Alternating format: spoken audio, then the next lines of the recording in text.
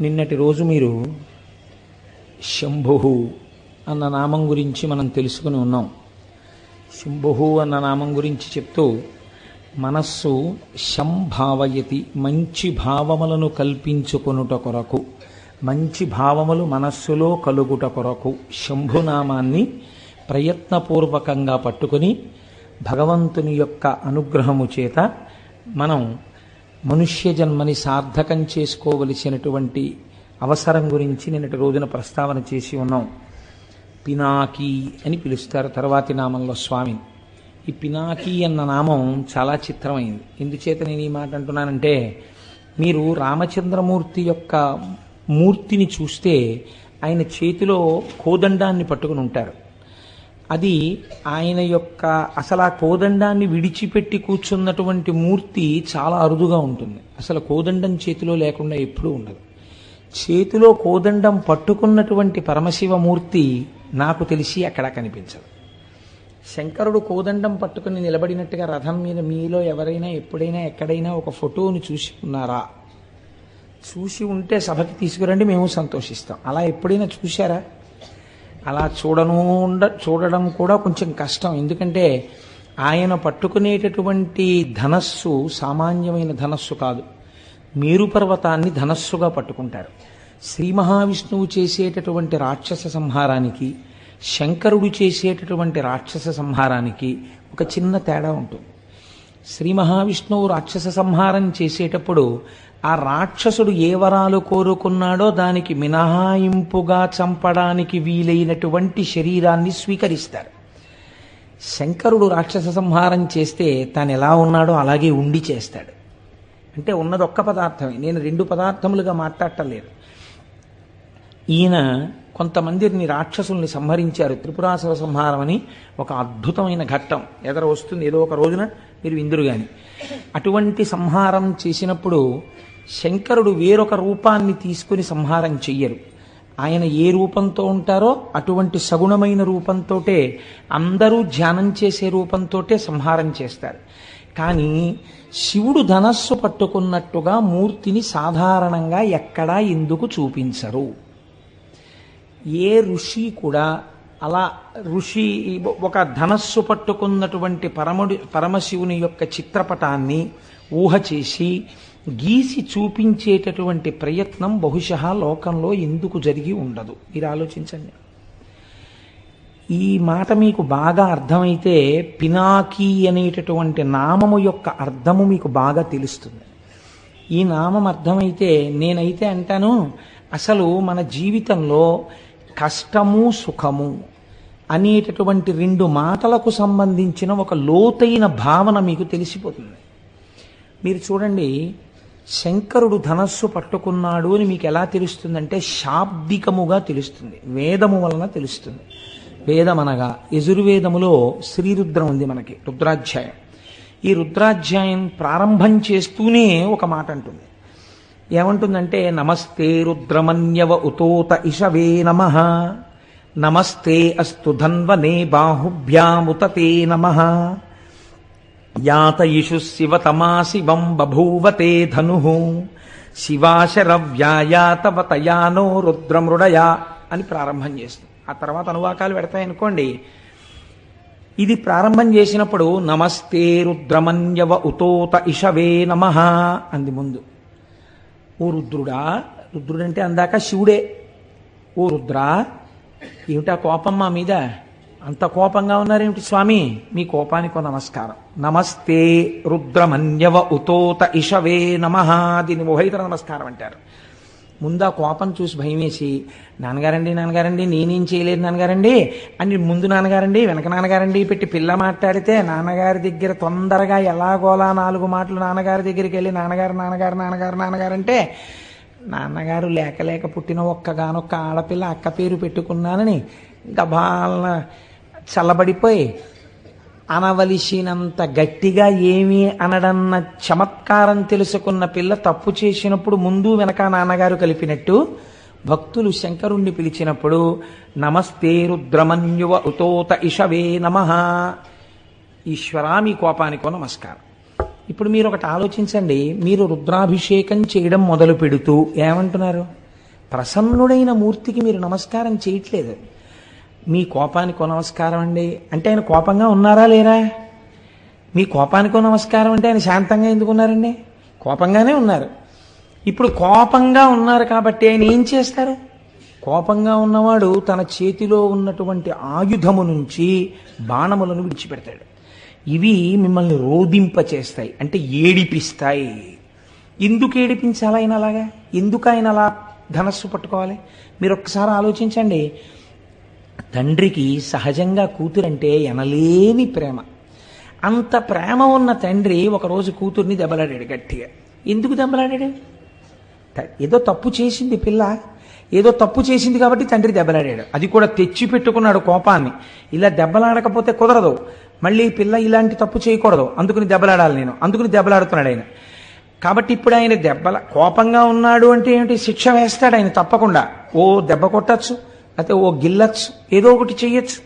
రుద్రుడు మిమ్మల్ని అలా ముట్టుకోవడం, అలా కొట్టడం, అలా గిల్లడం చేయడు. ఆయన ఏం చేస్తాడు? తన చేతిలో ఒక ధనస్సు పట్టుకుని ఉన్నాడు. అదే మేరుపర్వతం, బంగారు ధనస్సు.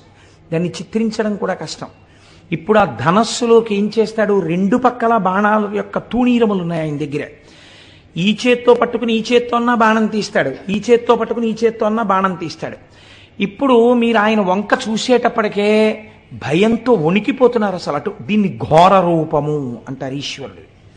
ఈ ఘోర రూపంతో నిలబడి ఏం చేస్తాడు?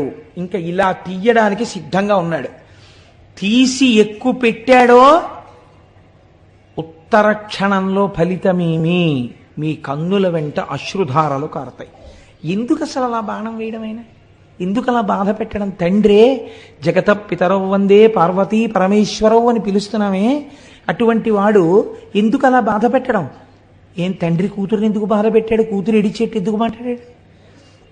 దిద్దడానికి. అలాగే మీరు చేసిన పాపము యొక్క ఫలితము ఉన్నది. మీరు ఏడిస్తే తప్ప, బాధపడితే తప్ప ఆ పాపం పోదు. కాబట్టి ఇప్పుడు ఏం చేయాలి? మిమ్మల్ని ఏడిపించాలి. ఏడిపించడానికి ఏం చేస్తున్నాడు? తీస్తున్నాడు ఆ బాణాలు. ప్రాజ్ఞత కలిగిన వాడు ఏం చేస్తాడంటే, ఈ శరీరంతో నేనున్నాను అంటే నేను పాపము చేశాను, పుణ్యము చేశాను. నిన్నటి రోజు మీకు చెప్పాను, మీరు ఈ శరీరంతో ఈ లోకంలో ఉన్నారంటే మీరు సుఖాన్ని దుఃఖాన్ని కూడా అనుభవిస్తారు. తప్పు చేసేశారు, ఆ విషయంలో సందేహం లేదు, కాబట్టి దుఃఖం అనుభవించాలి. అంత దుఃఖం నేను అనుభవించలేను. నేను పాపం చేశానన్న విషయంలో మాత్రం నీతో వాదించడానికి నేను సిద్ధంగా లేను. పాపము చేసి ఉన్నాను, కానీ నన్ను అంత ఏడిపించద్దు, నేను తట్టుకోలేను. నేనంత ఏడిస్తే ఏమవుతుందో తెలుసా? నీ పాదముల యందు విస్మృతి కలుగుతుంది. నేను ఆ ఏడుపులో ఉండిపోతాను. ఏదో బాధ కలుగుతుంది నా మనస్సుకి. ఆ బాధలో నేను ఉండడంలో కొంతకాలము నా జీవితంలో నీ పాదములకు దూరం అయిపోతాను. నిష్ఠతో నీ పాదములు పట్టుకోలేని స్థితి నాకు వచ్చేస్తుంది. కాబట్టి ఈశ్వర, మీ కోపానికో నమస్కారం. ఈశ్వర, మీ ధనస్సుకో నమస్కారం. ఈశ్వర, మీ బాణములకో నమస్కారం. మీరు ఏం చేస్తారో తెలుసా? యాత యశు శివతమా శివం బభూవతే ధను. మేము సంతోషించే బాణాలు వేయండి. సంతోషించే బాణాలు కూడా ఉంటాయండి. బాణం వేయడం అంటే దుఃఖం కలుగుతుంది, కానీ సంతోషపెట్టే బాణాలు, దుఃఖం పెట్టే బాణాలు అని రెండు బాణాలు ఉంటాయేంటి? అంటే ఇప్పుడు ఆయన ఏం చేస్తాడు? కొట్టేటప్పుడు ఇలా మొహం పెట్టి ఇలా కొట్టాడు అనుకోండి, ఏడవాలి. మంచి సంతోషంగా తండ్రి వచ్చి, శాబాష్ నాన్న, పొంగిపోతున్నాను రా నీలాంటి కూతుర్ని చూసుకుని కొట్టాడు వీపు మీద. ఇప్పుడు దెబ్బ తగిలింది, కానీ ఇప్పుడు ఆ చురుక్కు అనిపించట్లా కూతురికి. కళ్ళంబట ఇప్పుడు నీళ్ళు వచ్చాయి. నాన్నగారండి, మీరు నన్ను అన్ని మాటలు కోరినందుకు మీ మనసు పొంగిపోయేలా నేను 5 ఏళ్ళు సంగీతం నేర్చుకుని ఒక కీర్తన పాడానండి. మీ మనస్సు ఇవాళ రంజిల్లింది. నా జీవితానికి చాలంది కూతురు. ఇప్పుడు కొట్టాడు, అప్పుడు కొట్టాడు. ఇప్పుడు కొట్టినప్పుడు కళ్ళంబటి నీళ్ళు వచ్చాయి, అప్పుడు కొట్టినప్పుడు కళ్ళంబటి నీళ్ళు వచ్చాయి. ఈ కొట్టిన కళ్ళంబట నీళ్ళు ఏమున్నాయో అవి వచ్చేట్టు కొట్టు మమ్మల్ని అంటే అలా ఎలా చేస్తాం? మరి పుణ్యం ఏది? నాకు పుణ్యం లేదు కదా, ఆ పుణ్యం లేకుండా అలా నీకు సుఖం ఎలా ఇస్తాను అంటావేమో. నిన్నటి రోజున మహేశ్వర శబ్దానికి మేమేం చెప్పాం? నువ్వు సర్వస్వతంత్రుడు అని చెప్పాం. మేం చేసిన పుణ్యం ఏదీ లేకపోతే ఈ లోకంలో ఎందుకున్నాం? సుఖము దుఃఖము అనుభవించడానికి ఈ లోకంలోకి వచ్చాం. కాబట్టి ఏదో ఇంత పుణ్యం ఉందిగా మాకు. నువ్వు తలుచుకుంటే ఇంత పుణ్యాన్ని, అబ్బో ఎంత పుణ్యమో ఎంత పుణ్యమో ఎంత పుణ్యమో ఎంత పుణ్యం చేశాడో అని మమ్మల్ని పైకెత్తి మా జబ్బ చరిచేటంతటి వాణ్ణి చేసి నన్ను నీ భక్తుణ్ణి చేసుకుంటే ఎవరైనా అడ్డొచ్చారా? అలా చేసుకో, నన్ను నీ త్రోవలో పెట్టుకో. దీన్ని మార్చాడండి దూర్జటి. శ్రీశైలేషు భజింతునో యభవు కాంచీనాథు సేవింతునో కాశీవల్లభు కొల్వబోధను మహాకాళేషు పూజింతునో నా శీలంబణువైన మెరువణుచున్ రక్షింపవే నీ కృపా శ్రీ శృంగార విలాసహాసములచే శ్రీకాళహస్తీశ్వర అన్నాడు. ఇందులో ఉన్న యాత ఇష శివతమా శివం బభూవతే ధను శివాశరవ్యాయాతవతయానో రుద్రమృడయా. ఈ మంత్రాన్నే తీసుకున్నాడు ఆయన. కాబట్టి ఈశ్వర మమ్మల్ని అలా కృప చెయ్యండి. ఇప్పుడు ఈ ధనస్సుకి ఆ ధనస్సుకి మార్పు ఉందా లేదా? అది ఘోర రూపం, ఇది అఘోర రూపం. అంటే ఇప్పుడు ఆయన ప్రసన్నుడు, ఎంతో సంతోషంగా ఉన్నాడు.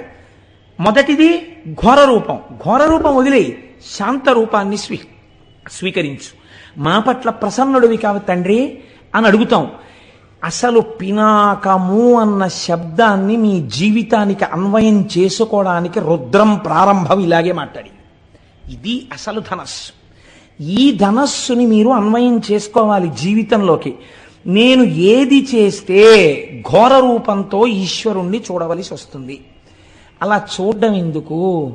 నాన్నగారండి నిజమే తప్పైపోయింది నాన్నగారండి, అంత కోపంగా చూడకండి నాన్నగారండి, ఆ ధనస్సు పక్కన పెట్టేయండి, మళ్ళీ మీరు నన్ను పూర్వం చూసినట్టుగా ప్రసన్నంగా నన్ను చూడండి నాన్నగారండి అని చెప్పుకోవలసిన రోజు నీ జీవితంలో ఎందుకు రావాలి? అసలు ఎప్పుడూ నీ తండ్రి నిన్ను ఎలా చూశాడో అలా చూసేటట్టు నువ్వు ఎందుకు ఉండలేవు? ఇది నీకు అర్థమైతే నీ తండ్రిని ఎప్పుడూ శాంత రూపంతో చూడాలని నువ్వు అనుకుంటే ప్రతిరోజు రుద్రపారాయణం నువ్వు చేస్తే ఆయన చేతిలో అలా చూడవలసిన అవసరం నీకు కలగకూడదు. నువ్వు శాంతముగా ఉన్నటువంటి శివదర్శనాన్ని కోరుకున్న వాడవై ఉండాలి. ఇప్పుడు చూడండి ఆయన ఏం చేస్తున్నాడు ఈ రెండు ధనస్సులు పట్టుకుని. మీరు చాలా జాగ్రత్తగా ఆలోచించండి. శివతత్వం చాలా గంభీరంగా ఉంటుంది. ఒక దుఃఖాన్ని ఇచ్చాడు. పరమభక్తుడు అనుకోండి, ఆయన దుఃఖం రాలేదనుకోండి, అప్పుడు శివుడు కటాక్షించినట్లు అని మీరు అనుకుంటున్నారా?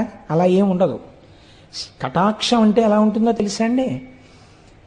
చేయవలసినటువంటి హాని చేస్తాడు, కానీ దాని వలన మీరు కంటికి మంటికి ఏకధారగా ఏడవలసిన అవసరం లేకుండా చేస్తాడు. ఇది గమ్మత్తుగా ఉంటుంది. ఎలా ఉంటుందంటే, ఒక పిల్లవాడు ఆడుకుంటూ పడిపోయాడు. వాడి కాలుకు 6 ఫ్రాక్చర్లు అయ్యాయి. చూసిన డాక్టర్ గారు అన్నారు, అసలు వీడి తల పగిలిపోవాలి ఇలా పడిపోతాయి అన్నారు. తల పగలకుండా కాలు విరగ్గొట్టు వదిలిపెట్టాడు. ఇప్పుడు అందులో ఏముంది? తండ్రి ఏడ్చాడా లేదా? అయ్యో వీడి కాలు విరిగిపోయింది కొడుక్కను 3 నెలలు ఏడ్చాడు వాడు కట్టేసుకు పడుకుంటే. కానీ తలే పగిలిపోయి ఉంటే జీవితాంతం ఏడవాలి. అలా ఏడవలసిన అవసరం లేకుండా 3 నెలలు ఏడ్చేట్టుగా తీశాడు. ఎందుకు తీశాడు? రోజు ఇలా చెప్పుకున్నాడు కాబట్టి. శివాశరవ్యాయాతవతయానో రుద్రమృడయా అని చెప్పాడు. ఈశ్వర నేను తప్పకుండా తప్పు చేసి ఉంటాను, అందుకే ఈ ఉపాధిలో ఉన్నాను, కానీ ఘోరమైన శిక్ష నాకు వెయ్యకు, శిక్ష అనుభవిస్తాను. కానీ ఆ శిక్ష ఎలా ఉండాలంటే నీ పాదార విందముల యందు స్మృతిని పోగొట్టేటటువంటిది కాకూడదు. అటువంటి శిక్ష నాకు వెయ్యి అని అడిగాడు. ఇప్పుడు వాడు తట్టుకోగలిగినంత శిక్షని వేస్తాడు. అలా వేస్తే అంత శిక్ష ఎందుకే లేదు అని మీరు నేను అడగగలమా? ఆయన స్వతంత్రుడు, మహేశ్వరుడు. కాబట్టి ఇప్పుడు ఏమైంది? దీని వలన మీ పాపం పోయిందా లేదా? ఇప్పుడు మీరు కేవలము ఘోర రూపంతో ఈశ్వరుడు శిక్ష వేసిన తామసికుడు అని మీరు చెప్పకూడదు. ఎందుకు చెప్పకూడదు అంటే, ఈశ్వరుడు అలా మీకు శిక్ష వేసేయడం వల్ల మీ పాపం పోయింది. చెయ్యరానంత ఘోరమైన నేరాలు చేశాడండి. అన్ని నేరాలు చేసినా రాష్ట్రపతి క్షమాభిక్ష పెట్టారు. ఇప్పుడు ఆయన మామూలుగా అందరితో పాటు జీవనం చేసుకుంటూ బయట తిరుగుతున్నాడా? తిరగట్లేదా? తిరుగుతున్నాడు. కోర్టు ఆయనకి మరణశిక్ష వేసింది, రాష్ట్రపతి క్షమాభిక్ష పెట్టాడు. ఆయన శిక్ష అనుభవించేసినట్టేనా కాదా చేసిన నేరానికి? ఇంకా మళ్ళీ ఎప్పుడైనా పట్టుకెళ్ళిపోతారేమో అన్న భయం ఉంటుందా? ఉండదు. రాష్ట్రపతి ఉదారుడై పెట్టిన క్షమాభిక్ష చేత విడుదలైనటువంటి ఖైదీ ఎంత పాపం చేసినా కొట్టుకుపోయినట్టు ఎంత పాపం చేసిన వాడైనా ఈశ్వరుడి పాదములు పట్టుకున్నవాడైతే ఆయన పాదముల యందు విస్మృతి కలగవలసిన అవసరము లేని రీతిలో తప్పించి వాడు భరించగలిగినంత దుఃఖాన్ని మాత్రమే ఇచ్చి తప్పిస్తాడు. కాబట్టి మీకిప్పుడు శిక్ష వెయ్యడంలో కూడా ఆయన ఒక తండ్రి బిడ్డణ్ణి చూసుకున్నట్టు చూసి కొడతాడు. తండ్రి కొడతాడు కొడుకుని, కానీ చిన్న పిల్లవాడిని తండ్రి కొట్టడంలో ఎంత జాగ్రత్త తీసుకుని కొడతాడో తెలుసా అండి? వాడు నిలబడితే ఎక్కడ పడితే అక్కడ కొట్టడం, చెయ్యుంది కదా అని ఆ పిల్లాన్ని నెత్తి మీద అక్కడ ఏం కొట్టాడు తండ్రి, ఏది ఏది అని లంప మీద కొడతాడు, చెంప మీద. ఎందుకని? ఇక్కడ కొడితే పిల్లవాడికి ఏం ప్రమాదం రాదని. గూబ మీద కొట్టేశాడు అనుకోండి పిల్లవాడిని, ఈయనే పరిగెత్తాలి 15 రోజులు ఇంటెన్సివ్ కేర్ యూనిట్కి. అందుకని ఏ తండ్రి తన బిడ్డడి గూబ మీద కొట్టుకోడు. ఏ తండ్రి అయినా తన బిడ్డని రక్షించి శిక్షయందు రక్ష వేసేటప్పుడు చెంప మీద మాత్రమే కొడతాడు. అది కూడా దాటిపోయాడు అనుకోండి, తండ్రి కోపం అవధులు మీరిపోయేటట్టుగా కొడుకు చేస్తే అప్పుడేమో వాడి యొక్క తెంపరితనం చేత తండ్రి చెయ్యి గూబ మీద తగులుతుందేమో, కానీ ప్రయత్నపూర్వకంగా గూబ మీద కొడతానన్న తండ్రి ఉండడు. మీరు అలా ఉండాలని అనుకుంటే ఆయన తండ్రిగా ఉండడానికి ఎప్పుడూ సిద్ధంగా ఉన్నాడు. కాబట్టి ఈశ్వర, మేం పాపం చేశాం, మీరు ఈ ధనస్సుతో మాకు కనపడద్దు, మీరు ప్రసన్నమూర్తి అయి కనపడండి. ఇప్పుడు మీరు చూడండి, శిక్ష వెయ్యడంలో కూడా ఔదార్యం ఉన్నదా లేదా? ఉన్నదనే కదా మీరు ఒప్పుకోవాలి. అసలు సనాతన ధర్మం మనకున్న చాలా గొప్పతనం ఏమిటో తెలుసా అండి? మీరు చేసే పాపానికి ఫలితం ఇచ్చేవాడు ఒకడు మిమ్మల్ని భయపెట్టడానికి, మీ భయం తీయడానికి ఒకడు, ఇద్దరు ఉండరు. భయకృత్ భయనాశన, భయాన్ని సృష్టించేవాడు పరమాత్మే, భయాన్ని తీసేసేవాడు పరమాత్మే. ఇది సనాతన ధర్మమునందున్నటువంటి జీవధార. మీరు చాలా జాగ్రత్తగా చూడండి. మీకు కష్టం వచ్చిందనుకోండి, ఎవరిచ్చారండి మీకు ఈ కష్టం అని అడిగారు అనుకోండి, ఎవరిచ్చారు? భగవంతుడే ఇచ్చాడు. మీకు ఈ కష్టం తప్పిందనుకోండి, ఎవరిచ్చారు? ఈశ్వరుడే ఇచ్చాడు. ఆ కష్టాన్ని కాలంలో మీరు మర్చిపోయేటట్టుగా చేసిన కాలస్వరూపుడెవడు? ఈశ్వరుడే. గురుస్వరూపి అయి మళ్ళీ వచ్చి మీ మనస్సుకి వచ్చిన గాయాన్ని మాన్పించి మిమ్మల్ని యథామార్గమునందు మళ్ళీ తిప్పినవాడెవరు? ఈశ్వరుడే. కాబట్టి ఈశ్వరుడు యొక్క కారుణ్యమునకు అంతు లేదు. కాబట్టి ఇప్పుడు శాస్త్రం అంది, ఆయన పట్టుకున్న ధనస్సు శిక్ష వేస్తోందా రక్ష చేస్తోందా? శిక్ష అన్న మాటే లేదు, రక్షణే ఉన్నది. నీ పాప ఫలితాన్ని అంత తేలికగా తీస్తున్నాడు ఆయన. లేకపోతే ఈ పాపం అంతా ఉండిపోతే నువ్వు ఎంత ప్రమాదకరమైన స్థితికి వెళ్ళాలి. అలా ఉండకుండా తీసేస్తున్నాడు. మీరు చూడండి, నేను ఇలా చెప్పానని మీరు అనుకోకండి. రేపు మీరు సుబ్రహ్మణ్యేశ్వర స్వామి ఉత్సవంలో చదువుతారు, వింటారు సుబ్రహ్మణ్యేశ్వర స్వామి చరిత్రని. ఈసారి విస్తృతంగా ఒక 3-4 రోజులు చెప్పాలి అని నేను అనుకుంటున్నాను. ఆ తర్వాత ఈశ్వరీచ్ఛ. సుబ్రహ్మణ్యేశ్వర స్వామి వారి కావిడి ఎత్తడానికి మామూలు కావిడి పనికిరాదు. సుబ్రహ్మణ్యుడికి ఎత్తేటటువంటి కావిడి ప్రత్యేకమైన కావిడి ఉంటుంది. ఇప్పుడు మీకు చూపించిన కావిడి తెప్పించడానికి మేము విశ్వ ప్రయత్నం చేస్తూ ఎలా తెప్పించాలో తెలియకుండా ఉండిపోయిన స్థితిలో నాకు తెలుసు, గోపాలకృష్ణ గారికి తెలుసు, దొరగారికి తెలుసు, మాకు ముగ్గురికే తెలుసు. సుబ్రహ్మణ్యేశ్వరుడే ఒక రూపంలో వచ్చి ఆ సమస్యని పరిష్కరించాడు. పరిష్కరించి ఇవాళ మీకు అందరికీ ఆ కావిడి ఎందుకు చూపించామో తెలుసా అండి? అందుకే చూపించమని చెప్పాను నేను. ఆ కావిడి, ఆ కావిడి పట్టుకోవాలి. సుబ్రహ్మణ్యుడు వరం ఇచ్చాడు. ఎవరు ఆ కావిడిని ఇలా పట్టుకుని దానికి పాలకుండ పెట్టి పట్టుకుని వస్తారో వాళ్ళకి ఆచంద్ర తారార్కము వంశమాగకుండా నేను చూస్తానని వరం ఇచ్చాడు. ఆ ఘట్టాన్ని మీకు నేను చూపిస్తాను. సుబ్రహ్మణ్యేశ్వర స్వామి చరిత్ర చెప్పినప్పుడు ఈశ్వరుడు కారుణికుడు. నాగదోషం ఉంటే, సర్పదోషం ఉంటే సంతానమునకు ప్రతిబంధకం వస్తుంది. అదే ఈశ్వరుడు ఆ ప్రతిబంధకమునకు విరుగుడు చెప్పాడు. ఇలా కావిడి పట్టుకుని రా భుజం మీద, చాలు నీకు ఆ దోషాన్ని తీసేస్తాను. ఎప్పుడు? ఇప్పుడు బిడ్డలు ఉండొచ్చు, ఏమో 6 తరాల తర్వాత ఆ బాధ నీ వంశంలో ఇహలాదు, తీసేశాను. ఆచంద్ర తారార్కం నీ వంశం నిలబడిపోతుంది. నీ కోర్కెలు తీరడానికి ఒక్కటే ఒక్క మార్గము, ఈ కావిడి పట్టుకుని రావాలి. ఆ కావిడి పట్టుకుని రావడానికి ఈ కావిడి మేం మీకు ఇస్తే మీరు పురుషార్థం ఏం చేసినట్టు అవుతుంది? దానికోసం మీ దగ్గర 500 రూపాయలు తీసుకోవడం తప్ప ఆ 500 లేకపోతే ఈ 1,00,000 ఖర్చునో ఎవరితోనో ఇప్పించి ఉత్సవం నిర్వహించలేక కాదు. అలా చెయ్యకూడదు. అది శాస్త్ర మర్యాద కాదు. పురుషార్థము అని మన కష్టార్జితాన్ని అక్కడ వెచ్చించాలి. అప్పుడు దాని వలన ఏమవుతుందంటే మీ చెమటని కొంత ఆదాయాన్ని మీరు ఈశ్వరుడి దగ్గర ఒడ్డారు కనుక ఆ పాపము ప్రతిహతమవుతుంది. ఎంతమందికి ఇవ్వగలం దాన్ని? ఇప్పుడు ఆ తారీఖు లోపల అన్ని తయారైపోవాలి. అన్ని కావిళ్ళు, ఎన్ని కావిళ్ళు తయారు చేయగలరు? అలాగని ఎన్నో కావిళ్ళు చేసేస్తే కూర్చోబెట్టి అంత అందంగా క్రతువు ఎలా చేయగలం? అందుకని దాన్ని ఇప్పటికే దాని గురించి ఎంతో ప్రెషర్ ఉన్నా 200 మందికి మాత్రమే రెస్ట్రిక్ట్ చేయడానికి కారణం అది. కళ్యాణం వరకు ఆ రోజున వల్లీ కళ్యాణం చాలా అరుదుగా జరుగుతుంది. వల్లీ కళ్యాణం జరిగిన రోజున కూడా కేవలం స్వార్థంతో కొంతమందిమే ఇందులో వెళ్ళి నిలబడిపోవడం మా కోరిక కాదు. ఎవరికి ఈ ఉత్సవంలో టిక్కెట్ ఉన్నాయో వాళ్ళందరికీ ఈశ్వరానుగ్రహం కలగడం కోసం కళ్యాణ సామాగ్రి కూడా మీ చేతులతోనే పట్టుకుని మనందరం ఊరి ఈ ఉత్సవానికి ఇక్కడ ప్రదక్షిణం చేసి అయ్యప్ప స్వామికి చూపించి, పైన సుబ్రహ్మణ్యుడు ప్రతిష్ఠ అయి ఉన్నాడు, స్వామికి చూపించి వాళ్ళు వచ్చి కళ్యాణానికి సంబారాలు ఇస్తారు. ఇక్కడ దాన్ని ఎంత ప్రయోజనకరంగా చేయించగలమన్న దాని గురించి మేము ఆలోచిస్తున్నాం. ఒకవేళ 500 కట్టలేని వాళ్ళు ఉంటారు, ఏ కారణం చేతనైనా, లేదా దంపతులుగా రాలేకపోయిన వాళ్ళు ఉంటారు ఆ రోజున. వాళ్ళకి ఎలా మరి అంటే వాళ్ళ కోసమే అభిషేకం ఏర్పాటు చేశాం. అభిషేకాన్ని చూస్తూ కూర్చుంటే చాలు. ఆయన మహానుభావుడు సుబ్రహ్మణ్య మంత్రోపాసకుడు అడగగానే అంగీకరించారు. ఒక పీఠాధిపతి పరమహంస వారు వచ్చి విజయం చేసి వేదిక మీద కూర్చుని కార్యక్రమానికి ఆధ్వర్యం వహించి ఈ 200 మందికి అగ్రభాగాన వారు నడుస్తూ వారితో కలిసి నడుస్తారు వీళ్ళు. ఇది నేను ఎందుకు సమన్వయం చేసి మీకు చెప్పానంటే, కేవలం మీకు జరుగుతున్న సత్యాన్ని ఆవిష్కరించడం ఒక ప్రయోజనం. రెండవ ప్రయోజనం మీరు చూడండి, ఎప్పుడో రాబోయేటటువంటి ప్రమాదానికి మీరు ప్రయత్నపూర్వకమైనటువంటి విరుగుడు వేదములు ప్రతిపాదన చేసి ఉన్నాయి. నువ్వు ఈ కర్మ చెయ్యి, నీకు ఇబ్బంది రాదు అని మనకి చెప్తోంది శాస్త్రం. లేకపోతే అభిషేక ప్రక్రియ ఎందుకు వచ్చింది? హోమం ఎందుకు వచ్చింది? ఎందుకు వల్లీ కళ్యాణం వచ్చింది? ఎందుకు కావిడొచ్చింది? ఒక ప్రయోజనాన్ని ఇప్పుడు అన్ని వేళలా మళ్ళీ అస్తమానం శివమహాపురాణం చెప్తామా? శివమహాపురాణం చెప్తేనే సుబ్రహ్మణ్యేశ్వర స్వామి వారి చరిత్ర పూర్ణంగా వస్తుంది.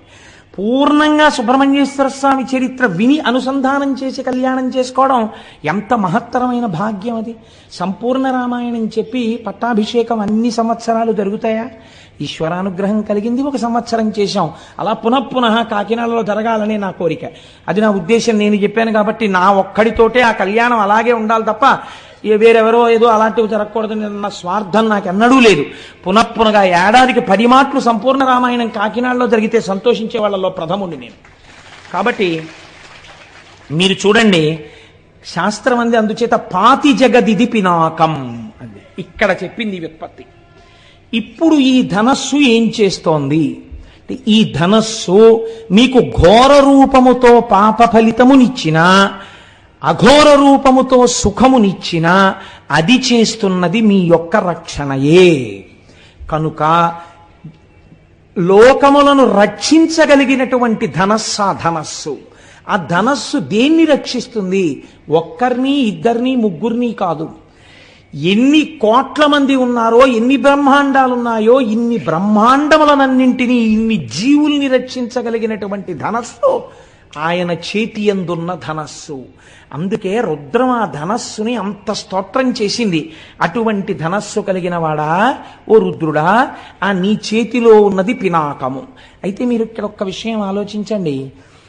ఆ పిలిచేటప్పుడు మహేశ్వర శబ్దాన్ని కానీ శివ శబ్దాన్ని కానీ తిన్నగా ప్రయోగించకుండా నమస్తే రుద్ర అంటూ రుద్ర శబ్దంతో ఎందుకు ప్రారంభం చెయ్యాలి ధనస్సుని? ధనస్సుకి రుద్ర శబ్దానికి ఏమైనా దగ్గర సంబంధం ఉందా? లేకపోతే రుద్ర సంబంధంతో ధనస్సుని ఎందుకు అన్వయం చేసింది వేదం? వేదం అంటే ఎదుర్వేదం అండి, ఎదుర్వేదమే రుద్రాధ్యాయం. అంటే రోదయతి సర్వమంతకాలే ఇది రుద్ర. రుద్రుడనగా ఎవరు?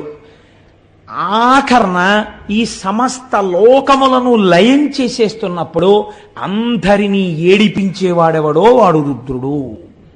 ఇప్పుడు ఈ మాట మీరు కొంచెం చాలా జాగ్రత్తగా ఒడిసి పట్టుకోవాలి. ఇప్పుడు ఏమైంది? నేను చెప్పిన దానికి ఇది పూర్తి విరుద్ధమై కూర్చుంది. ఇప్పుడు ఆయన ఏం చేస్తాడు?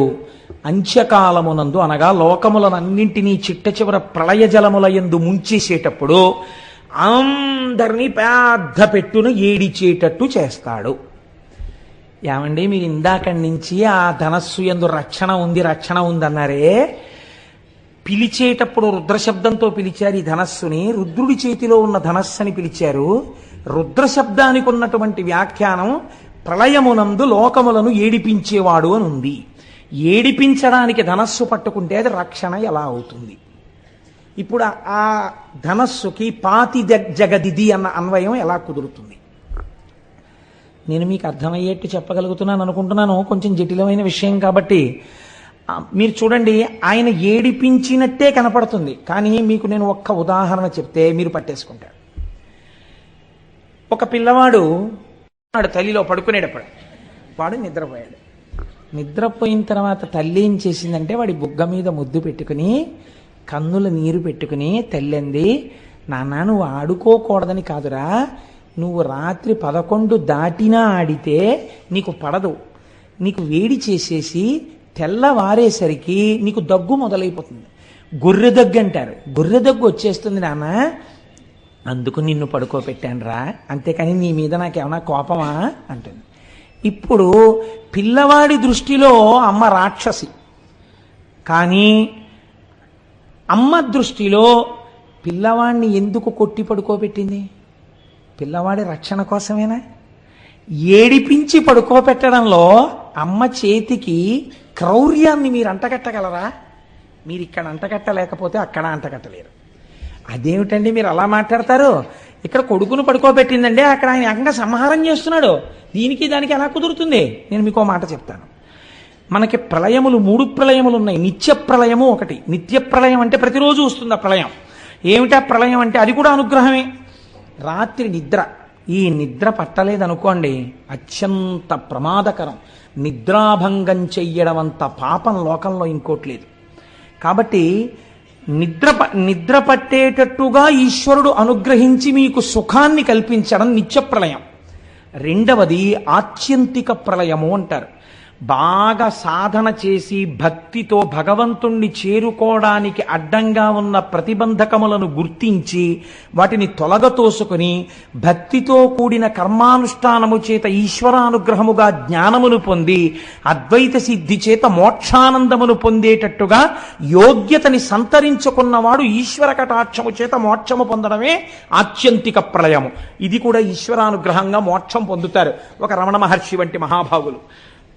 మీరు చూడండి, అది ఆత్యంతిక ప్రళయం. మూడవది మహాప్రళయము అంటారు. ఆత్యంతిక ప్రళయంలో ఒక్కొక్క మెట్టు ఎక్కి వెళ్ళిపోయారు అందరూ. అందుకే మన వాళ్ళు పూర్వం కైలాసపాళి ఆడించేవారు. కైలాసపాళి 10 మంది పిల్లలు కలిసి మొదలు పెడతారు, 9 మంది పండిపోతారు, ఒక్కడే ఉండిపోతాడు, వాడు ఒక్కడు పండడు. అప్పుడు వాడు అలా దేవతల్లో తిరుగుతూ ఉంటాడు, కానీ వాడు విరాట్ పురుషుల్లోకి వెళ్ళకపోతే వాడిని ఏం చేసేవారంటే వీడు కూడా పండిపోయినట్టే అని చెప్పేసి వాడు 4 వేసినా సరే ఇటు 2 గళ్ళు, ఇటు 3, ఇటు 4 లెక్క మార్చేసేవారు. లెక్క మార్చేసి 4 అంటే అసలు అప్పటి వరకు 1, 2, 3, 4. ఇప్పుడు వీడు ఒక్కడు పందాలు వేసుకుంటూ కూర్చోవడం వాడికి అప్పటికే పట్టలేదు ఆ 3. అప్పుడు ఏం చేస్తారంటే 1, 2, 3, 4 ఆఖరిని ఇలా నప్పేచ్చు, పర్వాలేదు నువ్వు పండిపోయావంటే ఆ పిల్లాడు సంతోషంగా చేతులు కొట్టుకుంటూ వెళ్ళిపోతాడు. అలా ఈశ్వరుణ్ణి తమంత తాము పొందలేని వాళ్ళని ఈశ్వరుడే పొందుతాడు. అప్పుడు కూడా వాళ్ళు ఏమంటారంటే ఇలా ఉండిపోతాం అని ఏడుస్తూ ఉంటారు జీవబుద్ధితోటి. తప్పు నాన్న, అందరూ పొందేశారు, మీరు ఉండిపోయారు, మిమ్మల్ని నేనే పొందేస్తానని మైనపు ముద్ద నల్లపూసల్లో తిరిగి తనే పుచ్చేసుకున్నట్టు జీవుల్ని తానే పొందేస్తాడు. వాళ్ళు ఏడుస్తున్నా వాళ్ళకి సిద్ధిని ఇచ్చేస్తాడు. ఇప్పుడు ఆ మహాప్రళయాన్ని జీవులు ఏడుస్తున్నా వాళ్ళు రోధిస్తున్నా తాను పొందడం రక్షణ హేతు అంటారా, తామసంతో కూడుకున్నటువంటి సంహార ప్రక్రియ అని మీరు పిలుస్తారా? ఇప్పుడు అలా చేసినటువంటి రుద్రుడి చేతి ధనస్సు సాత్వికమైనది, లోకరక్షణ హేతు అని నేను అంటాను. కాదని మీరు అనగలరా? కనుక ఇప్పుడు అది ఏమైంది? లోకములను ఏడిపించేటటువంటి వాడంటే వీడి మూర్ఖత్వం చేత ఇంకా ఇలా ఉంటానంటున్నాడు. యుగమైపోయింది, నీకు ఇంత సమయం ఇచ్చినా పొందలేకపోయావు, నేనే నిన్ను పొందేస్తానని పొందేశాడు పరమాత్మ. అది కూడా ఆయన యొక్క అనుగ్రహము. కాబట్టి ఇప్పుడు ఏమైంది? రోదయతి సర్వమంతకాలే ఇతి రుద్రః రుత్యా ధర్మానవ లోకయతి ప్రాపయతీతివా రుద్రః. ఇది ఒక చిత్రమైనటువంటి మాట. వేదము శబ్ద ప్రమాణమై మనకి ధర్మాన్ని బోధ చేస్తోంది. వేదం అంతా ఏం బోధ చేస్తుంది అంటే ధర్మమే. అందుకే వేదము మారితే దేనిగా మారింది అంటే రామాయణంలో చెప్పారు. వేద వేద్యే పరే పుంసీ జాతే దశరథాత్మజే వేద ప్రచేత సాదాసీత్ సాక్షాత్ రామాయణాత్మన. వేదము ధర్మమే కాబట్టి వేదము రాశీభూతమైనటువంటి ధర్మాన్ని నేర్పే కావ్యముగా రామాయణంగా వచ్చింది. ధర్మమే రాశీభూతమైనటువంటి భగవానుడు రామో విగ్రహవాన్ ధర్మగా రాముడిగా వచ్చాడు. ఇప్పుడు వేదం మీకేం చెప్తుంది? ధర్మమే చెప్తుంది. నువ్వు ఇలా ఉండు, ఇలా ఉండు, ఇలా ప్రవర్తించు, ఇలా ప్రవర్తించు, ఇలా ప్రవర్తించు, ఇదే మాట చెప్తుంటుంది వేదం. ఈ ధర్మాన్ని ఎలా చెప్తుంది వేదం అంటే మీకు సూక్ష్మంగా ఒక మాట చెప్తారు. పెద్దలు ఏమంటారంటే, అంటే ఇప్పుడంటే లోకంలో కొంచెం ఆ మాటలు లుప్తమైపోతున్నాయి. పూర్వకాలంలో పెద్దలు ఎవరి దగ్గరికైనా మనం వెడితే, నాయన నీ ఇష్టాపూర్తములు జరుగుచున్నవా అని అడిగేవారు. ఇది సాధారణంగా గురువులు శిష్యుడు ఒక నెల 2 నెలల్లో కనపడితే గురువు శిష్యుడిని అడుగుతాడు, ఏమయ్యా నీ ఇష్టాపూర్తములు నడుస్తున్నాయా అని అడుగుతాడు. ఇష్టాపూర్తములు నడుస్తున్నాయా అంటే ఏమిటండి అంటాం మనం. ఇష్టాపూర్తములు అంటే ఏమిటో తెలుసా అండి? 2. ఒకటి, మీకు కాయికమైన శక్తి ఉంటుంది, అంటే శరీరమునందు కొంత శక్తి. ఈ శక్తితో ఏం చెయ్యమని శాస్త్రం చెప్పిందంటే మీరు ఈశ్వర సేవ చెయ్యమని చెప్పింది. నేను ఆర్టీసీలో పనిచేసే ఒక గౌరవప్రదమైన ఉద్యోగి వెంకటనగర్ శివాలయంలో చీపురు పట్టుకు తుడుస్తూ ఉంటారు, నేను చూస్తూ ఉంటాను. అప్పర్ చేసేవారు. ఇది మీకు ఎదర శివమహాపురాణంలో వస్తుంది, పెరియ పురాణంలోంచి. మీ శరీరములో ఉన్న బలం బతికున్న దగ్గర నుంచి చచ్చిపోయే వరకు నా వాళ్ళనుకున్న మీ వాళ్ళ కోసమే కాదు, ఏదో ఒక సేవకు ఉపయోగపడాలి. ఈశ్వరుడి యొక్క వాహనం వెళ్ళిపోతుంటే మీరు వెళ్ళి అడగాలి. వాళ్ళు చీ అన్నా పర్వాలేదు, అయ్యా ఒక్కసారి వహిస్తానని అడగాలి. వాళ్ళు ఇస్తే వెంటనే భుజాన్ని పట్టాలి. శరీరము దానికి ఉపయోగపడాలి. మీరు ఎక్కడికైనా వెడితే ఓసారి దేవాలయాన్ని తుడవాలి. మీరు ఎదర భస్మం గురించి చెప్పినప్పుడు బ్రహ్మోత్తరఖండంలో విందురు కానీ, స్కాంద పురాణం బ్రహ్మోత్తరఖండంలోంచి అనుసంధానం చేస్తాను, అక్కడ విందురు కానీ. ఎందుకంటే పేరుకి శివమహాపురాణం అంటున్నాను కానీ నేను శివాష్టోత్తరం, పెరియ పురాణం, శివమహాపురాణం ఎన్నింటినో అనుసంధానం చేస్తున్నాను. మళ్ళీ ఇందులో తెలుగులో చేయబడినటువంటి సాధికారికమైనటువంటి శివమహాపురాణాన్ని కొంత సమన్వయం చేస్తున్నాను. కాబట్టి అంటే ఇదంతా నా ప్రజ్ఞాన్ని నేను చెప్పట్లేదు, అదొక ఈశ్వరానుగ్రహం అని చెప్తున్నాను. మీ వంటి పెద్దలు కూర్చోవడం వల్ల ఈశ్వరుడు నాతో పలికించుంటుంటాడు. కాబట్టి ఇష్టాపూర్తములు అంటే మీ కాయికమైన శక్తిని ఈశ్వరుడి కొరకు ఉపయోగించుట. మీరు కొంత ద్రవ్యాన్ని ఆర్జించారు. ఈ ద్రవ్యాన్ని ఆర్జించినప్పుడు ఈ ద్రవ్యంలో కొంత భాగాన్ని మీ శక్తి మేరకు ఈశ్వరార్చనలో మీరు ఉపయోగించి తీరాలి. లేకపోతే ఉత్తరగతులు ఎక్కడి నుంచి వస్తాయి? మీరు మీ సంసారం కోసం ఖర్చు పెట్టింది 0, మీకే ఫలితాన్ని ఇవ్వదు. అది మీ ధర్మం, అంతే, ఖర్చు పెట్టారు. మీరు హుండీలో వేసిన రూపాయి మీకు ఉత్తమ లోకాలని నిర్ణయం చేస్తుంది. మీరు అయ్యప్ప స్వామి గుళ్ళో ₹1 వేశారనుకోండి, ఓ నియమం పెట్టుకున్నారనుకోండి. ఒక ఉదాహరణకి చెప్తున్నాను, నేను 40 రోజులు శివమహాపురాణం వింటూ ప్రతిరోజు ₹1 హుండీలో వేస్తాను అనో నిర్ణయం పెట్టుకున్నారనుకోండి. ఈ హుండీ తెరిచి చూసి దీంట్లో రేపు పొద్దున్న ఇక్కడ అయ్యప్ప స్వాములు అందరూ పూజలు చేస్తారు. స్వామివారి దగ్గర బోల్డన్ని జ్యోతులు వెలిగించినప్పుడు ఒత్తులు కొన్న దాంట్లో మీ ₹1 వెళ్ళిందనుకోండి. ఆ ₹1తో వెలిగినటువంటి దీపం ఉత్తరోత్తర జన్మలలో ఎక్కడ మిమ్మల్ని రక్షిస్తుందో మీకు తెలియదు, ఎక్కడి నుంచి వచ్చిందో ఈ పుణ్యం, కానీ కాపాడేస్తుంది. మీ ద్రవ్యంలోంచి ప్రయత్నపూర్వకంగా మీరు ఖర్చు పెట్టాలి. ఇది స్థాయిని బట్టి ఉంటుంది. ఒక మహాత్ముడు దేవాలయ నిర్మాణం చేయగలిగినటువంటి వాడై ఉంటాడు, వేరొక మహాత్ముడు ₹1 హుండీలో వేయగలిగిన వాడై ఉంటాడు, వేరొక మహాత్ముడు ఏదో ఒక సేవకి కొంత డబ్బు కట్టి సేవ చేసుకోగలిగిన వాడై ఉంటాడు. దీన్ని ఇష్ట అంటారు. అంటే ద్రవ్యమును, కాయికమైనటువంటి శక్తిని ఈశ్వరుని యొక్క అనుగ్రహము కొరకు వెచ్చించుట. ఇది చేస్తున్నావా? గురువు శిష్యుణ్ణి అడుగుతాడు, నీ ద్రవ్యం దాచేసుకోవడమేనా, నువ్వు కూడా అలా ఖర్చు పెడుతున్నావా?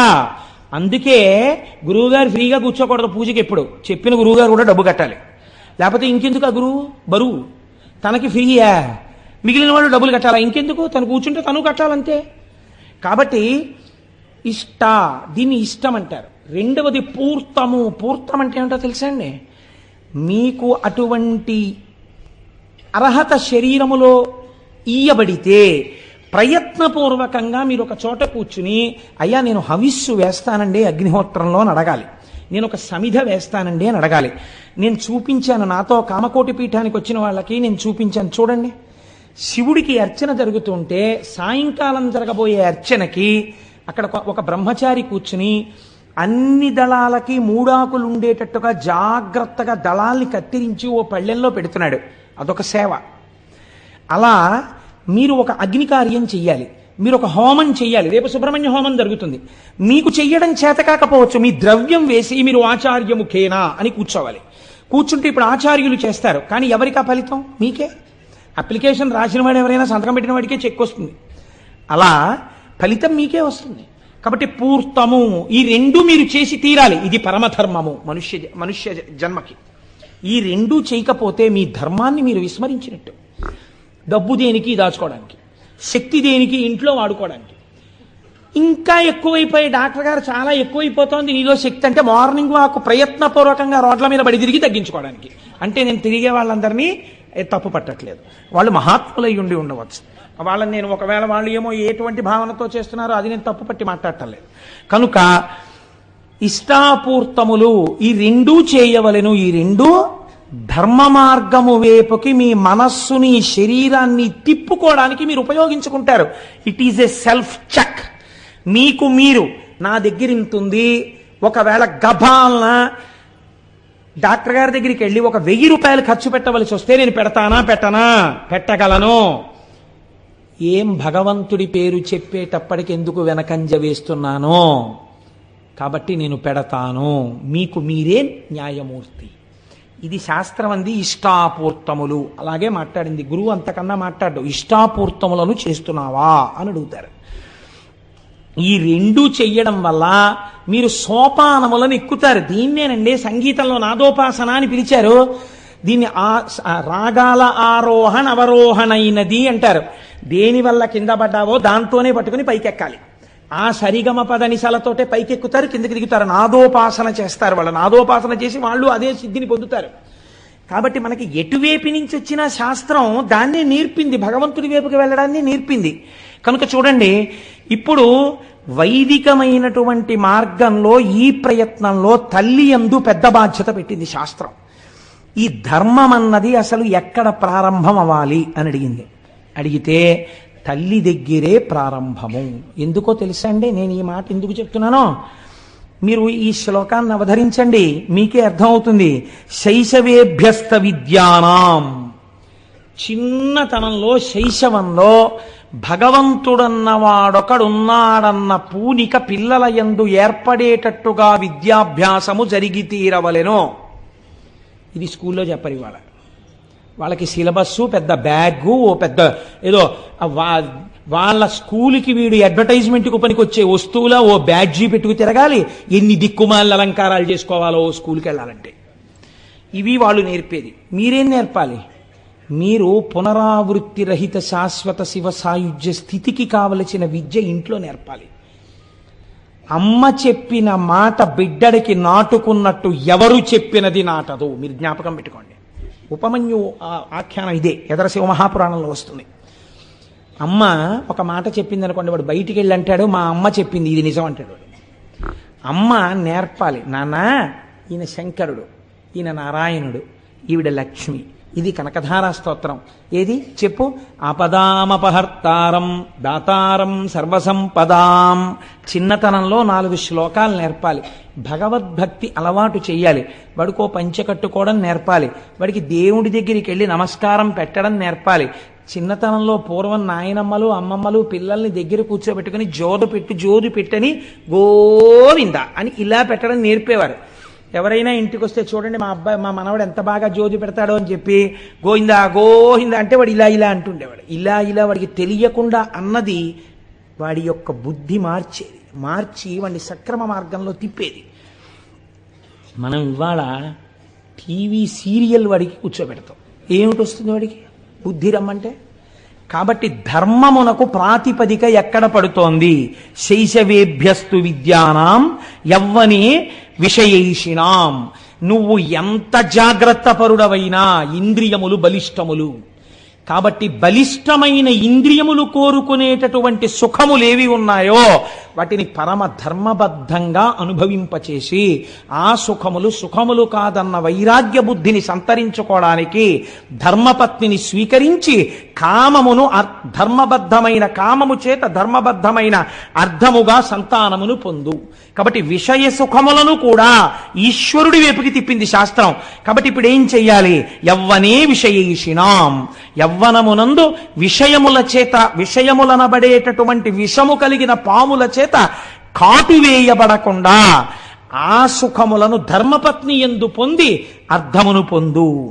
వార్ధకే మునివృత్తీనాం, నువ్వు వృద్ధాప్యంలోకి వచ్చేశాక కూడా తాళాల గుత్తి కోసం వెంపర్లాడవద్దు.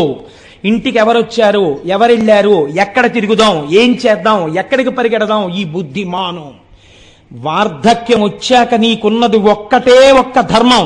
మునివృత్తీనాం, మననం చెయ్యి, సంతతము మననం చెయ్యి. నిన్ను రమ్మంటారు, నేను రానని చెప్పు, నేను రాను.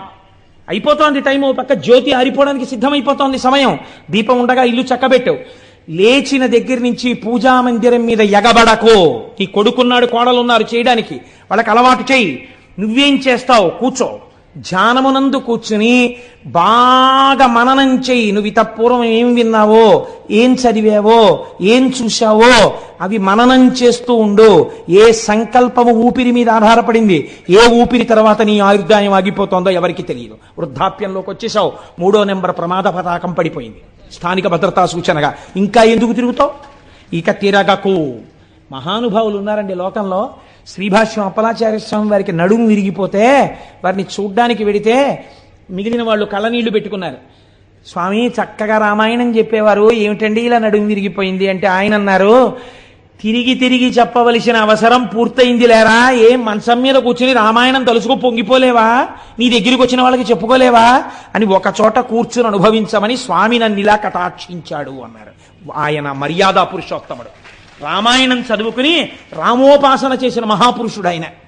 కనుక వార్ధకే మునివృత్తీనాం యోగానంతే తనుత్యజాం, చిట్ట చివర నీ మనస్సుని యోగము చేత అనేన యుజ్యతే ఇతి యోగ, అన్నిటికీ సాక్షిగా ఉంటూ కొడుకొచ్చేదో చెప్తాడు, ఆహా అలాగేనా నవ్వు, కోడలొచ్చేదో చెప్తుంది, ఓ నవ్వు నవ్వు, తామరాకు మీద నీటి బొట్టు. నువ్వు అలా హాయిగా ఉండగా శరీరము నుంచి ప్రాణోత్క్రమణం జరుగుతోంది, ఏమీ హడావిడక్కర్లేదు. అవుతుందని చెప్పారు పెద్దలు, ఎన్ని మాటలు వినలేదు, ఎంతమంది వెళ్ళిపోలేదు. నా అదృష్టం, నేను ఇప్పుడు చూడబోతున్నాను. ఎవరిని చూడబోతున్నాను?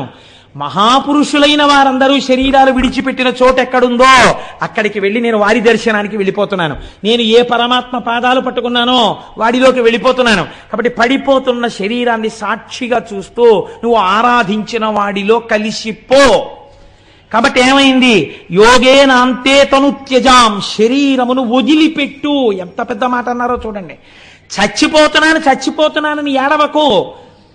ఓ ఉత్తరీయాన్ని తీసి రాత్రి ఇంటికి వెళ్ళిపోయిన తర్వాత అలా దండెం మీద బారేసినట్టు, ఫలహారమో రాత్రి భోజనమో అయిపోయిన తరువాత నీ మీద వేసుకున్న ఉత్తరీయాన్ని వదిలిపెట్టేసి పడుకోవడానికి ఓ తేలిక బట్టను ఎలా కట్టుకుంటావో అలా మళ్ళీ పొద్దున్న లేచి స్నానం చేసే ముందు ఆ తేలిక వస్త్రాన్ని వదిలేసినట్టు అయిపోయింది. ఈశ్వర, దీనితో ప్రయోజనాన్ని సిద్ధింపచేశావు, నన్ను అనుగ్రహించావు అని ఈశ్వరుడిలోకి చేరుతూ దీన్ని వదులు. దీనికి ధర్మం పట్టుకో. ధర్మం తప్ప వేరొక మార్గం లేదు. ఇదే శాబ్దిక ప్రమాణమైన వేదము. ఈ వేదమును ఎవరు ఇచ్చాడో వాడు రుద్రుడు. ఆ రుద్రుడు ఏమి చేస్తూ ఉంటాడు మన చేత అంటే, ఈ శాబ్దిక ప్రమాణమైనటువంటి వేదము చేత ప్రతిపాదింపబడినటువంటి ధర్మము మనకి బాగా అర్థమయ్యేటట్టుగా ఆ శివుడే ఒక గురు రూపంలో వచ్చి చెప్పి మన మనస్సులను మార్చి పరమాత్మ వైపుకి అడుగులు వేసేటట్టు బుద్ధిని చక్కదిద్దినాడు. కాబట్టి ఇప్పుడు ఎవడు రుద్రుడు? వాడే వీడు. వాడు రుద్రుడై ఉన్నాడు. కాబట్టి ఇప్పుడు వేద ప్రమాణము వైపు నడిపించాడు. మీరు రామాయణంలో ఒక చిత్రమైన సంఘటన ఉంది. తల్లి కౌసల్యామాతకెళ్ళి రామచంద్రమూర్తి నమస్కరించారు అరణ్యవాసానికి వెళ్ళిపోతూ. అమ్మా నేను బయలుదేరుతున్నానమ్మా అన్నారు. తల్లి ఏమనాలి? నాన్న లౌకికంగా పెట్టిందనుకోండి రక్ష ఆవిడ అంది, లక్ష్మణుడు వచ్చి తిరగబడవాయా దశరథ మహారాజు మీద చంపేస్తానంటే నువ్వు ఒప్పుకోలేదు, ధర్మం పట్టుకున్నావు. నాకు తెలిసి రామా, ఇది ఒక తల్లి నేర్పవలసిన మాట. ఒక తల్లి కొడుకు గురించి ఈ మాట అన్ననాడు పొంగిపోయిన మాట. ఒక తల్లి ఏ లోకంలో ఉన్నా ఎప్పుడు సంతోషిస్తుందో తెలుసా అండి?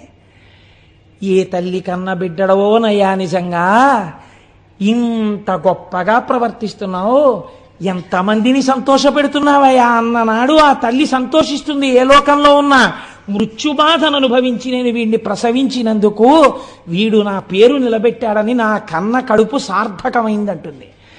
కౌసల్యా లోకభర్తారం సుషుభేయం మనస్వినీతం మమార్థం సుఖం పృచ్ఛా శిరసా చాభివాదయా అంది సీతమ్మ తల్లి సుందరకాండలో. అందరూ తల్లులు బిడ్డల్ని కన్నారు వాళ్ళ కోసం. మా అత్త కౌసల్య అలా కన్లా, లోక కళ్యాణాన్ని తీసుకురాగలిగిన రామచంద్రమూర్తిని కంది. అటువంటి బిడ్డని కన్న మా అత్త కడుపుకి నమస్కారం అని చెప్పింది. అందుకని తల్లికి తెలుసు రామచంద్రమూర్తి ఎంత ధర్మం పట్టుకుంటాడో. ఆవిడంది బయలుదేరుతుంటే, నాన్న సవై రాఘవ శార్దూల ధర్మస్వామభిరక్షతు, నువ్వు ఇంతకాలము ఏ ధర్మమును పట్టుకోవడం వల్ల నీ జీవితంలో వైక్లభ్యం లేకుండా కొన్ని కోట్ల మందికి సుఖములయందు కాని దుఃఖములయందు కాని ఆదర్శమూర్తి అయిన మర్యాదా పురుషోత్తముడు రామచంద్రమూర్తి అన్న కీర్తి గణించి యశస్వి అయి ఇంతమందికి పాఠం నీ నడువడి చేత నేర్పావో, ఆ ధర్మము నుండి నీ మనస్సు మళ్ళకుండుగాక, నీవు అనుష్ఠించిన ధర్మము నిన్ను కాపాడుగాక.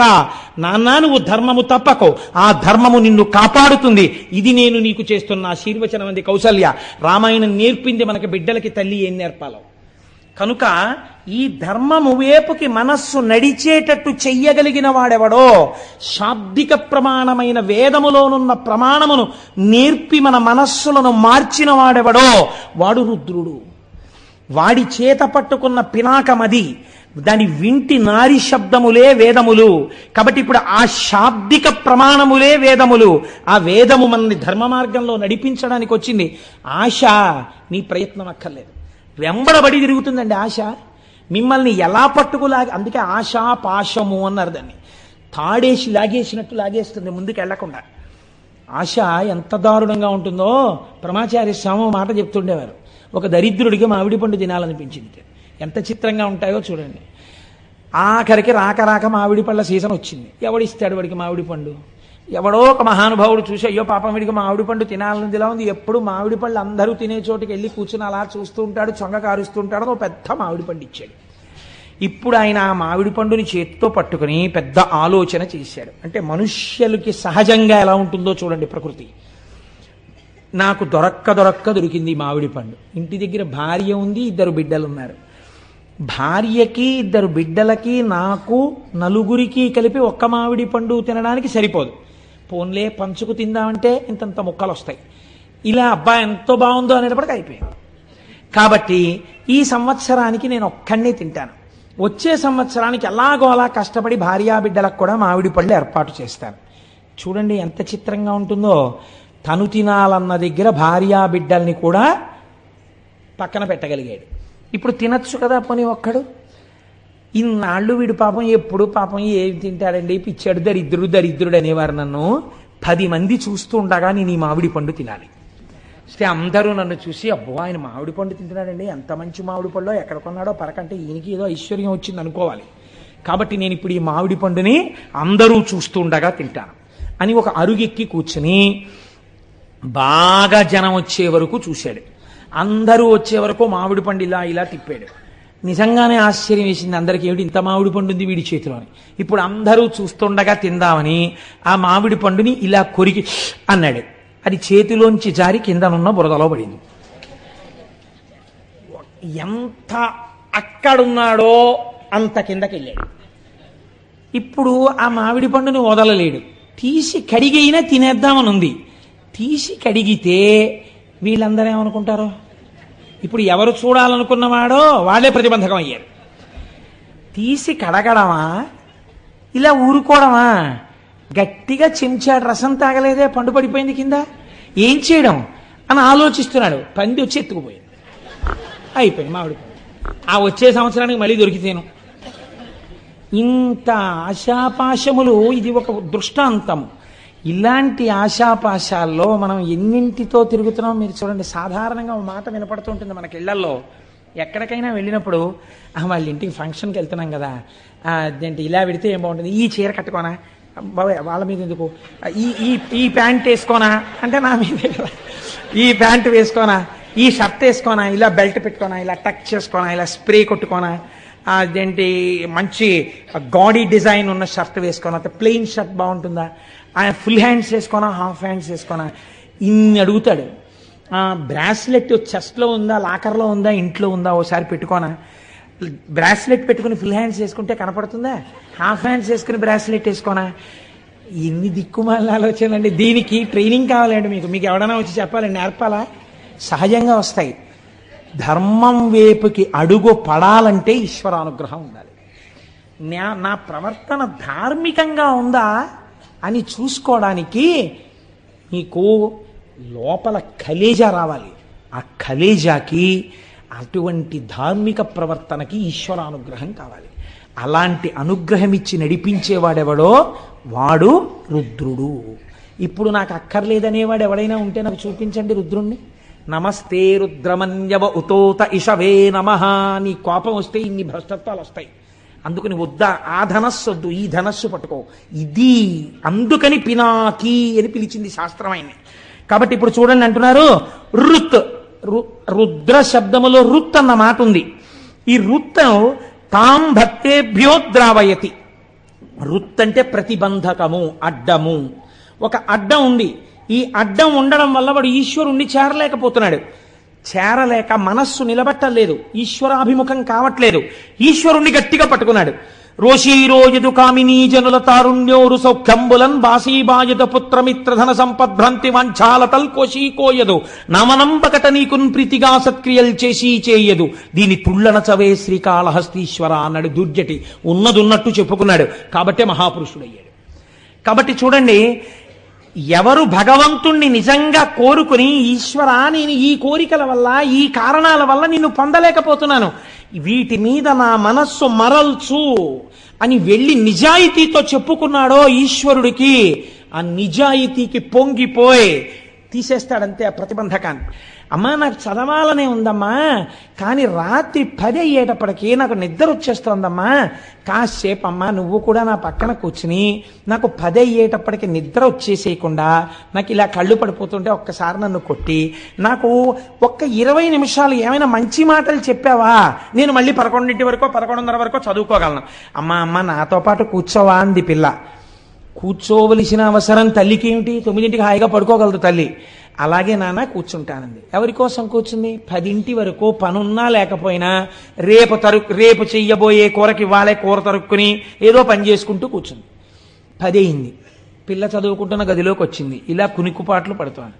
లేపి ఓ గుక్కెడు టీయో కాఫీయో పాలో ఇచ్చి, కాసేపు నాన్న మీ నాన్నగారు ఎంత సంతోషపడిపోతారో, నీకో మంచి ర్యాంక్ వస్తే నాన్నగారు ఏమన్నారో తెలుసా, తల్లిగాడు తెల్లగా ఉంటాడు, వాడికి నేను 2 జతల గాజులు చేయిస్తాను, నా తల్లి 2 జతల గాజులు వేయించుకుంటే దాని రంగు మీద గాజులు అందమే కనపడదు, నా తల్లి బంగారం కన్నా గొప్పది అని మీ నాన్నగారు మురిసిపోతారు.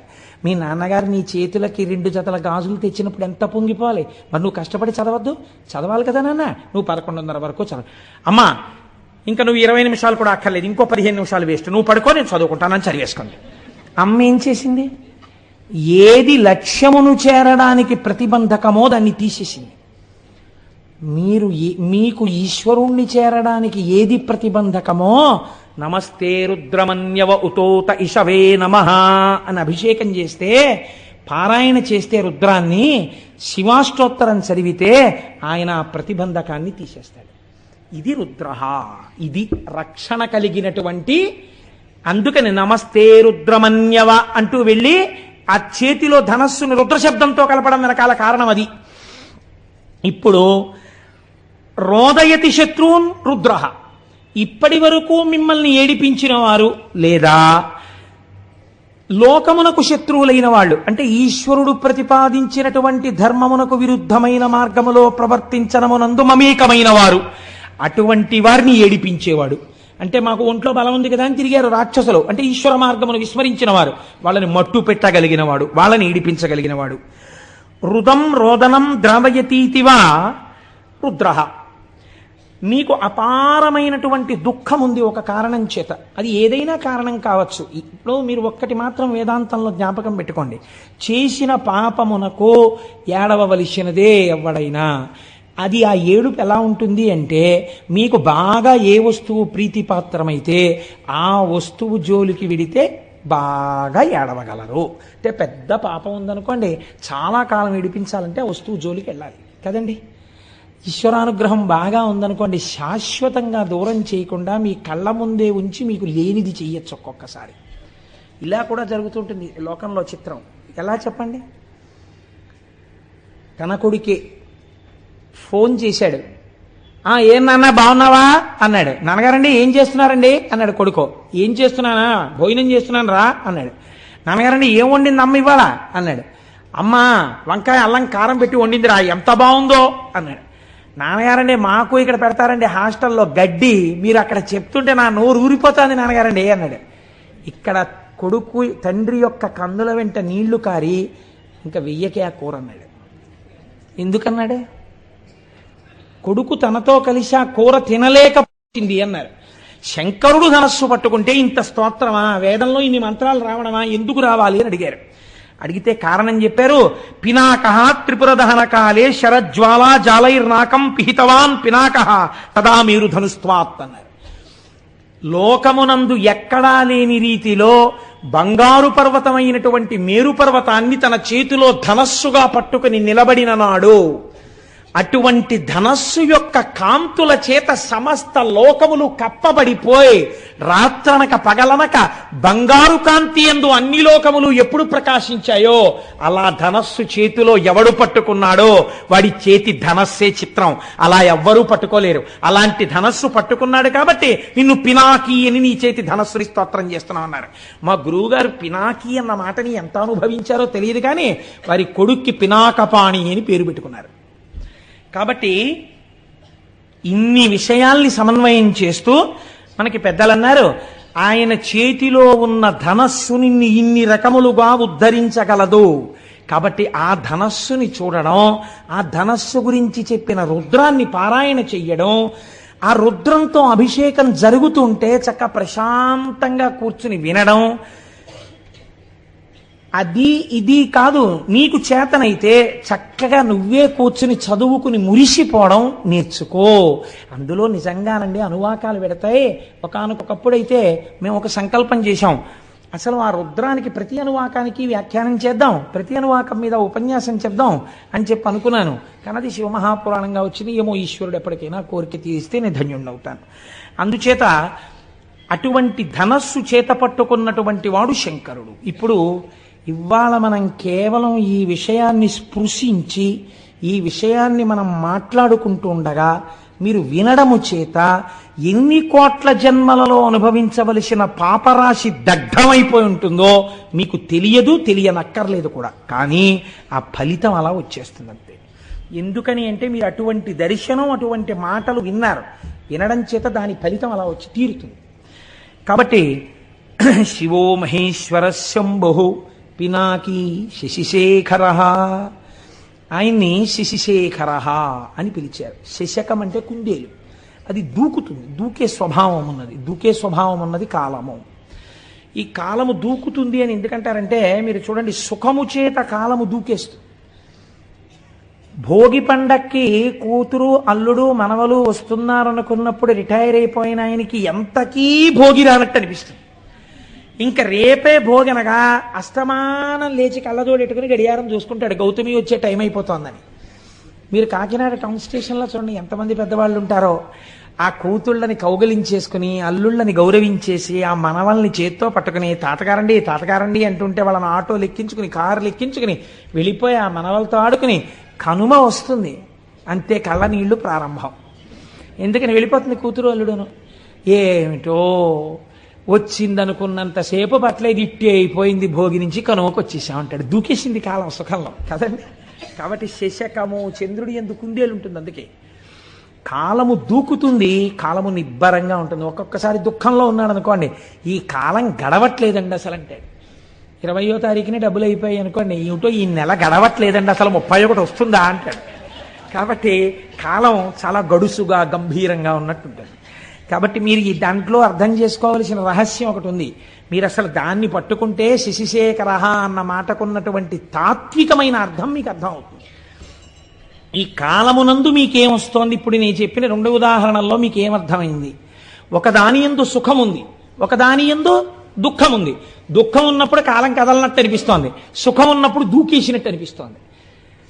దూకేసినట్టు కనపడిన కాలాన్ని, దూకనట్టు కనపడిన కాలాన్ని మీరు వైదిక సమన్వయం చేస్తే క్యాలెండర్లు, డేట్లు, జనవరిలు, ఫిబ్రవరిలు పక్కన పెట్టేయండి, అది మన సంప్రదాయం కాదు. మీరు రోజు చెప్పేటప్పుడు కాలాన్ని ఎలా చెప్తారు? శ్రీ వ్యయనామ సంవత్సరే ఉత్తరాయణే శిశిర ఋతువు మాఘమాసే శుక్లపక్షే పంచమ్యాం వాసరః భౌమవాసరే శుభనక్షత్రే శుభయోగ శుభకరణయే వంగుడి విశేష విశిష్టాయాం శుభరిదౌ శ్రీమాన్ శ్రీమతః అని చెప్తున్నారా లేదా? ఈ తిథులు ఎలా వస్తున్నాయి? శుక్లపక్షే అని చెప్తున్నారా? శుక్లపక్షం దేనివల్ల వస్తుంది? చంద్రుడి యొక్క కళలు వృద్ధి పొందితే శుక్లపక్షం వస్తుంది. చంద్రుడి యొక్క కళలు జారిపోతే కృష్ణపక్షం వస్తోంది. ఒక శుక్లపక్షం ఓ కృష్ణపక్షం వస్తే ఓ నెల వస్తోంది. అలా కొన్ని నెలలు కలిస్తే ఓ సంవత్సరం వస్తోంది, కొన్ని సంవత్సరాలు కలిస్తే ఓ పుష్కరం వస్తోంది. ఇలా మీకు ఆధారం ఏమిటి? చంద్రుడి యొక్క కళలు దిగడం పెరగడం. చంద్రుడి కళలు దిగడం పెరగడం ఏదో ఒక కళలోంచి రావాలి కదా. ఆ కళలోంచి పెరుగుతున్న కళలు, ఈ వెళ్ళిపోతున్న కళలు మళ్ళీ ఆ కళలోకి వెళ్ళిపోవాలి కదా. అటువంటి శాశ్వతమైన చంద్రకళ ఏది ఉందో అది పార్వతీ పరమేశ్వరుల యొక్క కిరీటముల మీద ఉంటుంది. ఇప్పుడు ఈ కాలాన్ని మీరు దేని పెట్టి కొలుస్తున్నారో ఈ కాలమంతా ఆయన కిరీటం మీద ఒక ఆభరణం అయి ఉంది. కాలం ఆయనకి ఆభరణము, మీరు కాలమునకు వశులు. ఎంత తేడా వచ్చింది చూడండి. కాలమునకు వశులైన మిమ్మల్ని కాలాతీతుల్ని చేసి తనతో సమానమైన వాడిగా చేసుకోగలడు. ఇది శశిశేఖరః. అసలు నిజమైన తాత్వికమైన అర్థం అది. ఎవరు ఆయన పాదములు పట్టుకుంటున్నారో అటువంటి వాడికి జ్ఞానమిచ్చి కాలాతీతుణ్ణి చేసి మళ్ళీ పుట్టవలసిన అవసరం లేకుండా ఇదే చిట్ట చివరి మరణము. ఎందుకని? ఇక మళ్ళీ మరణం లేదు, ఎందుకంటే పుట్టుక లేదు. కాబట్టి ఈ స్థితికి పెంచగలడు. కాలము ఆభరణముగా ఉన్నవాడని చెప్పడానికే చంద్రరేఖని పొంది ఉంటాడు. మోక్షం ఇయ్యగలిగిన వాడని చెప్పడమే చంద్రరేఖని ధరించి ఉండడం. ఇదే శశిశేఖరః. అసలు తాత్వికమైన రహస్యం అది, శశిశేఖరః అన్న మాటకి. సరే, కానీ మనం అంటాం సోమనాథలింగము అన్న విషయాన్ని ప్రస్తావన చేస్తాం. కానీ ఇది కూడా పరమ సత్యం, లేకపోతే జ్యోతిర్లింగం రాదుగా. మీరు చూడండి, మళ్ళీ ఇక్కడ ఒక చిత్రమైన మాట ఉందండి. శివ సంబంధమైన విషయాల్లో కొన్ని ఆశ్చర్యకరమైన మాటలు ఉంటాయి. మీరు కంచిలో ఉండేటటువంటి లింగం దగ్గరికి వెళ్ళి ఇది జ్యోతిర్లింగము అని మీరు అన్నారనుకోండి, శాస్త్రం అంగీకరించద్దు. దాన్ని ఏమంటారంటే అష్టమూర్తుల యందు అది ఒక లింగము, పృథివీ లింగము అని పిలుస్తారు. పంచభూత లింగాల్లో అదొకటి. అలాగే కాళహస్తి వెడితే అది వాయులింగం, అది జ్యోతిర్లింగం కాదు. అలాగే మీరు జంబుకేశ్వరం వెడితే జలలింగం, అది జ్యోతిర్లింగం కాదు. కానీ మీరు కొన్ని లింగాలు ఉన్నాయి, వాటిని జ్యోతిర్లింగములని పిలుస్తారు. చాలా జాగ్రత్తగా మీరు పట్టుకునే ప్రయత్నం చేయండి. శశిశేఖరః అన్న దాని తత్వంలోంచి జ్యోతిర్లింగమని పిలిచినప్పుడు మీరు ఒక స్తోత్రం చదువుతుంటారు సాధారణంగా. మీకు అందరికీ నోటికొచ్చరి సౌరాష్ట్రే సోమనాథంచ శ్రీశైలే మల్లికార్జునం ఉజ్జయిన్యాం మహాకాళం ఓంకారం అమలేశ్వరం అని ఆ శ్లోకం అంతా చెప్పి ఆ చిట్ట చివర మనం ఓ మాట చెప్తుంటాం, ఏతాని ద్వాదశ లింగాని అని సాయం ప్రాతర్పటేన్నరః అంటాం. ఇది ద్వాదశ జ్యోతిర్లింగ స్తోత్రము అని పిలుస్తాం. ఈ 12 మీరు జ్యోతిర్లింగములు అని పిలుస్తున్నారు కదండి. జ్యోతిర్లింగము అని పిలిచినప్పుడు లింగము జ్యోతి, ఈ 12 చోట్ల ఏముండాలి? న్యాయంగా దీపం ఉండాలి, జ్యోతి ఉండాలి. కానీ మీరు సౌరాష్ట్రం వెళ్ళారనుకోండి, సోమనాథ క్షేత్రానికి వెళ్ళారనుకోండి, అక్కడ మీకు దీపం కనపడుతోందా, శివలింగం కనపడుతోందా? శివలింగమే కనపడుతోంది. శ్రీశైలే మల్లికార్జునం, మీరు శ్రీశైలం వెళ్ళారనుకోండి, శ్రీశైలంలో మల్లికార్జున లింగం కనపడుతోందా, జ్యోతి కనపడుతోందా? లింగమే కనపడుతోంది. మరి మీరు ఈ 12 జ్యోతిర్లింగాలనడానికి, ఈ 12 జ్యోతిర్లింగాలంటే మిగిలిన కంచి ఇలాంటి చోట ఉన్న లింగాలు వీటికన్నా తేడాగా ఏమైనా ఉన్నాయా? మరి వాటిని జ్యోతిర్లింగాలను మీరు ఎందుకన్నారు? ఈ 12 ఎందుకు జ్యోతిర్లింగాలు అంటారు? ఏమైనా కారణం ఉందా? అలా ఎందుకు పిలుస్తారు? అంటే దీన్ని రుద్రానికి ఉన్నటువంటి ప్రార్థన గజ్జె ఎందు చెప్పారు.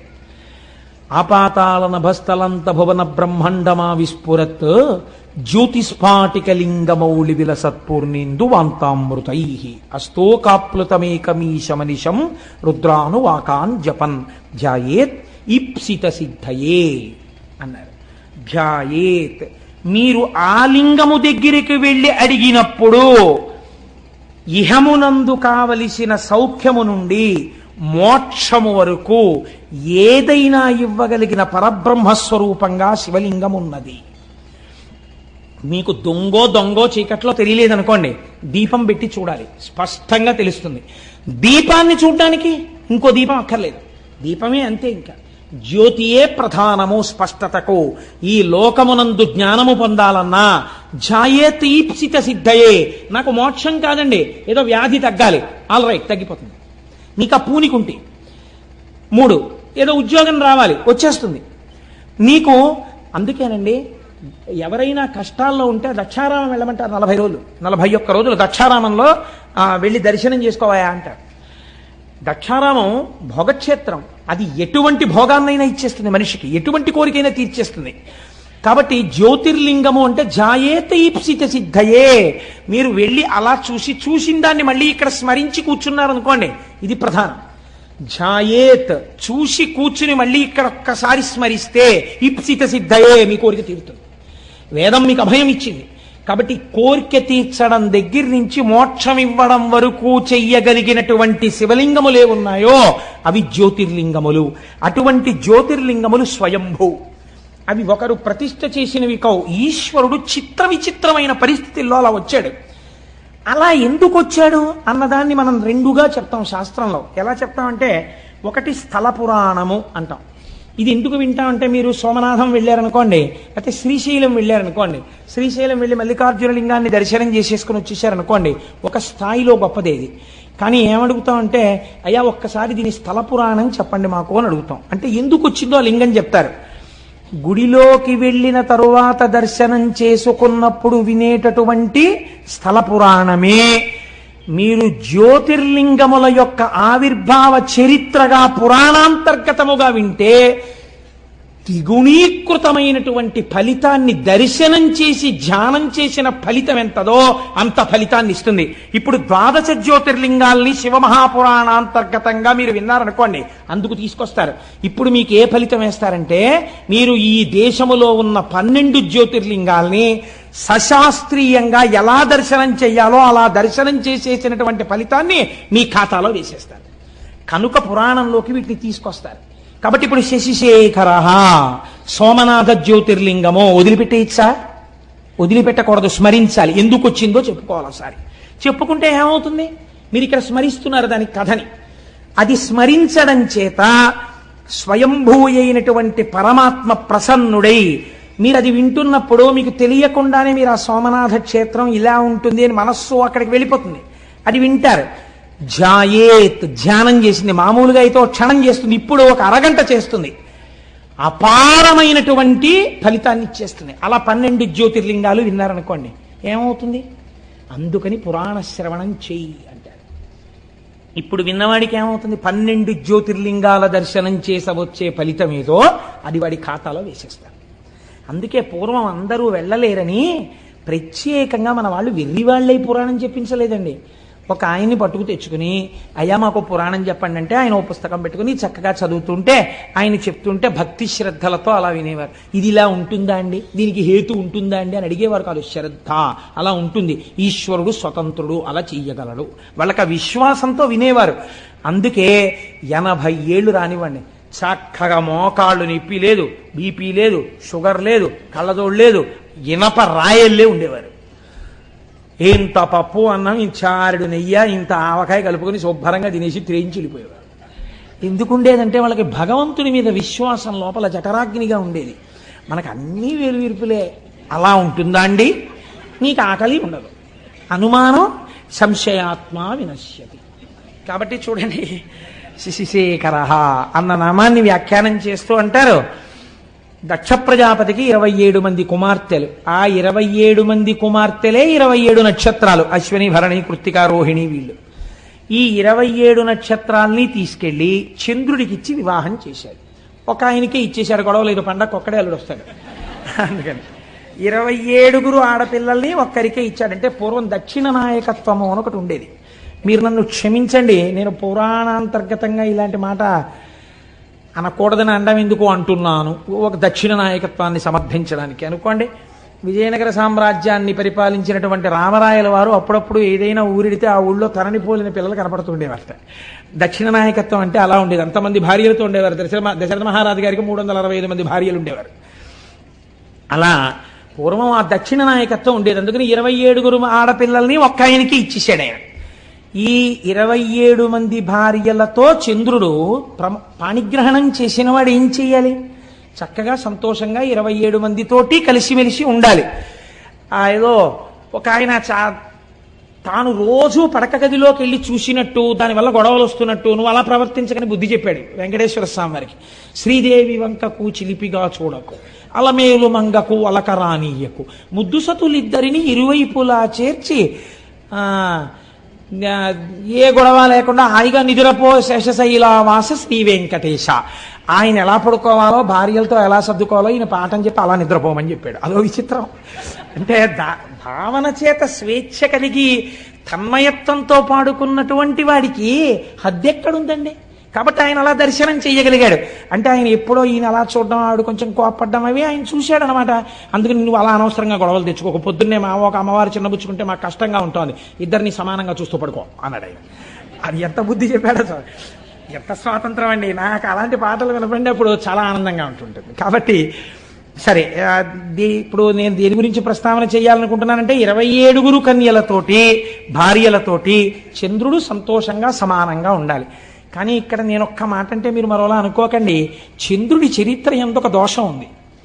ఏమా దోషము? మీకు దేవీ భాగవతంలో మొదటి కదా అదే. ఇప్పుడు నేను దాన్ని ప్రస్తావన చేస్తే దానికి మళ్ళీ వివరణ చేయాలంటే మహాప్రభావం 3 రోజులు పడుతుంది. ఎందుకు వచ్చిన గొడవ? అందుకని. కానీ ఆయన కొంచెం తొందరపడిపోవడం, యుక్తాయుక్త విచక్షణ లేకుండా ఏ స్త్రీ పట్ల అలా ప్రవర్తించడం మహాపాతకమని శాస్త్రం చెప్పిందో అలాంటి వాళ్లతో రమించడం కూడా చంద్రుడి చరిత్రలో ఒకచో ఉన్నది.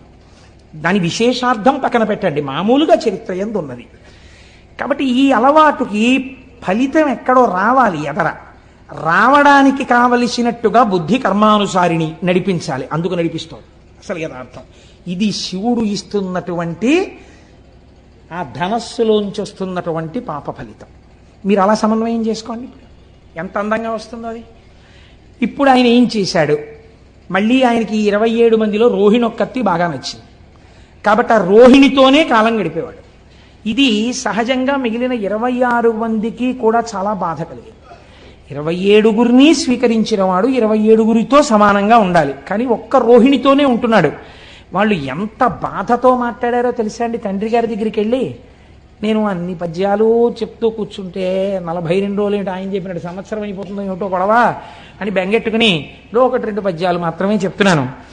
అందరి నేల ఇట్లు జలజారికి నిచ్చితివి, ఒక్క రోహిణీ సుందరినిచ్చి నన్మిగుల సొంపుగా నుండెడిది, ఎక్కడేని మాకుందక భర్త చిక్కకయే గొడ్డైపోవునో పృథ్వీ. తండ్రి, ఈ వందురు ఎట్లు పాయుదుము వల్లభ కొల్విటు చెందుమాకి కన్నని అడిగారు. ఎంత కష్టంతో కూడుకున్న మాట అడిగారో చూడండి. నాన్నగారండి, మీరు ఎందుకు ఈ తప్పు చేశారండి? మా 27 మందిలో ఒకవేళ రోహిణియే అందగత్తేమో, రోహిణిని ఒక్కదాన్ని చంద్రుడికిచ్చి అంత చందమామ లాంటి మొగుడు రావాలంటారు కదా, చందమామ లాంటి మొగుణ్ణి పొందడానికి మేము అర్హులం కావేమో, అంత అందగత్తెలం కాదేమో, అందుకేనేమో రోహిణి మీద ఉన్న ప్రీతి మా మీద లేదు. అంత అందమైన కూతురుతో పాటు అందం లేని మమ్మల్ని కూడా ఎందుకు ఇచ్చారు నాన్నగారు? కన్యాదానంలో మీ బాధ్యత అయిపోతుందని ఇచ్చారా? మాకు తగిన భర్తలు, మేము ఎంత పనికి మాలిన వాళ్ళమైనా మాకు తగిన భర్తలు పృథివీలో ఉండరా? గొడ్డుపోయిందా నాన్నగారు లోకం? ఎవరిని తెచ్చి మాకు పెళ్లి చేస్తే మేము సంతోషించకపోదు అండి. భర్త యొక్క మనస్సు చూరగొనని మా జన్మ మాకెంత బాధగా ఉందో తెలుసా నాన్నగారు? ఎంత గొప్పగా మాట్లాడారండి వాళ్ళు, ఎంత అందమైన పద్యం పడిపోయిందో చూడండి. నాన్నగారండి, గొడ్డుపోయిందా లోకం? మమ్మల్ని ఎందుకు ఇచ్చారు నాన్నగారు? చంద్రుడికి 27 మందిని, ఒక్కతే అందంగా ఉంది, అందమైన రోహిణితో ఆయన ఉంటున్నాడు. అసలు మా జన్మలో మేము భర్త గారితో కలిసి ఉండి భర్త గారు మా వల్ల సంతోషపడ్డారన్న రోజు మా జీవితంలో మేము చూస్తామా నాన్నగారు అన్నారు. దీనికి వాళ్ళు చేసిన పాపం ఏమిటండి? తండ్రి మనస్సు ఈ మాట విన్నప్పుడు ఎంత కుందుతుంది. కాబట్టి ఆయన చరచరాలేసి అసలే దక్ష ప్రజాపతి ఎదర వీరభద్ర విజయం వస్తుంది కదా, గబగబా పంచ పైకి పట్టుకుని చంద్రలోకానికి వెళ్ళాడు. ఆయన అల్లుడు గారు ఎదురొచ్చారు, తీసుకొచ్చారు, కూర్చోబెట్టారు. కూర్చోబెట్టిన తర్వాత అబ్బాయి నీ పరిస్థితి అంతా బాగోలేదయా, నీకు 27 పిల్లలు ఇచ్చాను. ఇచ్చినప్పుడు చక్కగా మామయ్యగారండి బాగున్నారండి, చక్కగా ఉంటుందండి, మీరు వచ్చినప్పుడు ఎంత సంతోషంగా ఉంటారో చూద్దురుగానండి అన్నావు. నీ మీద అప్పుడే పితూరీలు ప్రారంభమయ్యాయి. ఒక్క రోహిణితో ఉంటున్నావుట. ఇలా ఉండడానికి వీల్లేదు. 27 పిల్లల కంటి వెంట నీళ్లు రాకూడదు, అందరినీ సమానంగా చూసుకో. చూస్తావా? అసలు దక్ష ప్రజాపతి. తప్పకుండా మామయ్యగారండి అన్నాడు. అయిపోయింది. అమ్మా నేను చెప్పానమ్మా, ఇంకా మీకేమి ఇబ్బంది ఉండదు, ఈ మాట మీరు సంక్రాంతికి వచ్చినప్పుడు సంతోషంగా వస్తారు అని వెళ్ళిపోయాడు దక్ష ప్రజాపతి. అంటే నిజంగా సంక్రాంతి అనుకోకండి, నేను ఒక మాట అన్నానంతే. ఇప్పుడు వెళ్ళిపోయిన తర్వాత మళ్ళీ ఎవరో వచ్చి చెప్పారు, పాపం ఆ 26 అలాగే ఏడుస్తున్నారండి, మీ అల్లుడి గారి ప్రవర్తనలో ఏమీ మార్పు లేదు, ఎక్కడ చూసినా రోహిణితోటే ఉంటాడు, మిగిలిన 26 మంది జోలికి ఎప్పుడూ వెళ్ళాడు. పాపం ఓసారి మీరు చెప్పారు, ఆయన వినడు, ఏమిటో వాళ్ళ బతుకు అంతేనా అన్నారు. అనేటప్పటికి ఇప్పుడు ఆయనకి ఎందుకు కోపం వచ్చిందంటే నా మాట వినలేదని కోపం వచ్చింది. ఆయన ఎటువంటి ఆలోచన వచ్చిందో చూడండి. ఆ కోపంలో క్షయవ్యాధి ఉన్నటువంటి వాడికి తొందరగా దగ్గరగా వెళ్ళడానికి, ఆ ఉచ్ఛ్వాస నిశ్వాసలని లోపలికి పీల్చడానికి, వారి నోటి ఎంగిలిని తన నోటిలోకి తీసుకోవడానికి ఎవరు ఇష్టపడరు, ఎందుకంటే వీళ్ళకి క్షయ వస్తుందని.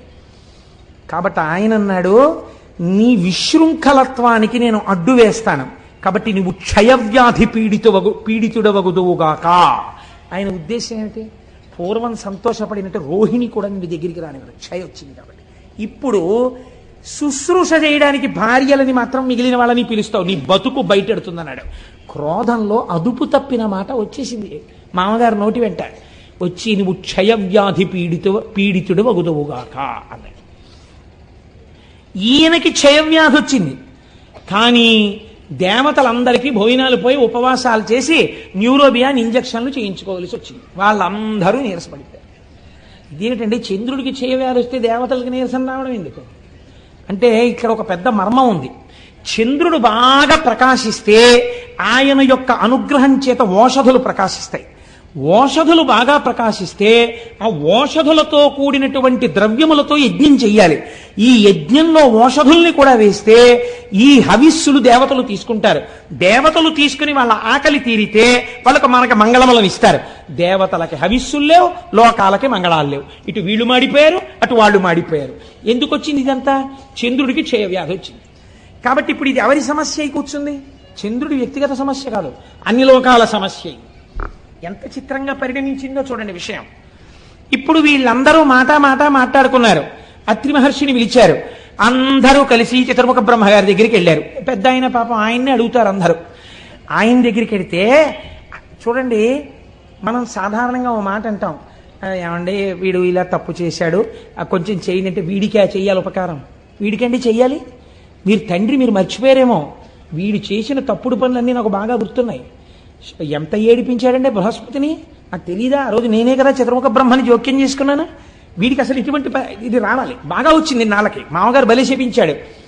కానీ ఇగో వీళ్ళ కోసం ఓ మార్గం చెప్పక తప్పదు అని చెప్తాడు. చూసారా ఓ పెద్ద ఆయన, అలాగే చెప్పాడు బ్రహ్మగారు. ఆ పద్యం వినండి ఎంత గొప్పగా పడిందో. పరకాయ ప్రవేశం చేసి అత్యంత సహజమైన రచన చెయ్యడం అంటే అది. అయినను లోక సౌఖ్యమును నారసి చెప్పెదా. వీడు తుంటరవాడు, వీడికి చెప్పకూడదు అసలు, వీడి క్షయవ్యాధితో బాధపడినా గొడవేం లేదు. అయినను లోక సంక్షేమం కోసం చెప్తున్నారు. ఇటు మీరు అటు వాళ్ళు బాధపడుతున్నారు కదా, అందుకు చెప్తానన్నాడు బ్రహ్మగారు.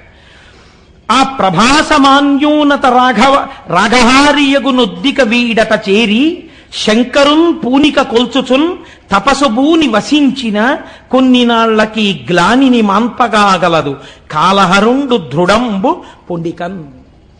నేను చెప్తున్నాను రా ఉపాయం, ఏహీ లేదు. వీడు ప్రభాస క్షేత్రానికి వెళ్ళాలి. వెళ్ళి సముద్రపు ఒడ్డున ఉంది, అది అరేబియా మహాసముద్రం అని ఇప్పుడు మనం పిలుస్తున్నామే, ఆ సముద్రపు ఒడ్డుకు వెళ్ళి కూర్చుని ఆ ప్రభాస క్షేత్రంలో ఓ గుంట తవ్వి అందులో ఒక పార్థివలింగాన్ని పెట్టుకుని పంచాక్షరీ మహామంత్ర జపాన్ని మృత్యుంజయ మహామంత్రంతో కలిపి అనుష్ఠానం చేయాలి. ఎందుకని? క్షయం వచ్చేసింది కాబట్టి మృత్యుంజయ మంత్రంతో కలిపి అనుష్ఠానం చేయాలి. ఎంత శాపం ఉన్నా ఇటు బ్రాహ్మణ వాక్కుని కాపాడి అటు వీడు చచ్చిపోకుండానూ కాపాడాలంటే పరబ్రహ్మమునకు తప్ప వేరొకడికి సాధ్యం కాదు. కాబట్టి శంకరుడు మాత్రమే చెయ్యాలి ఈ పని.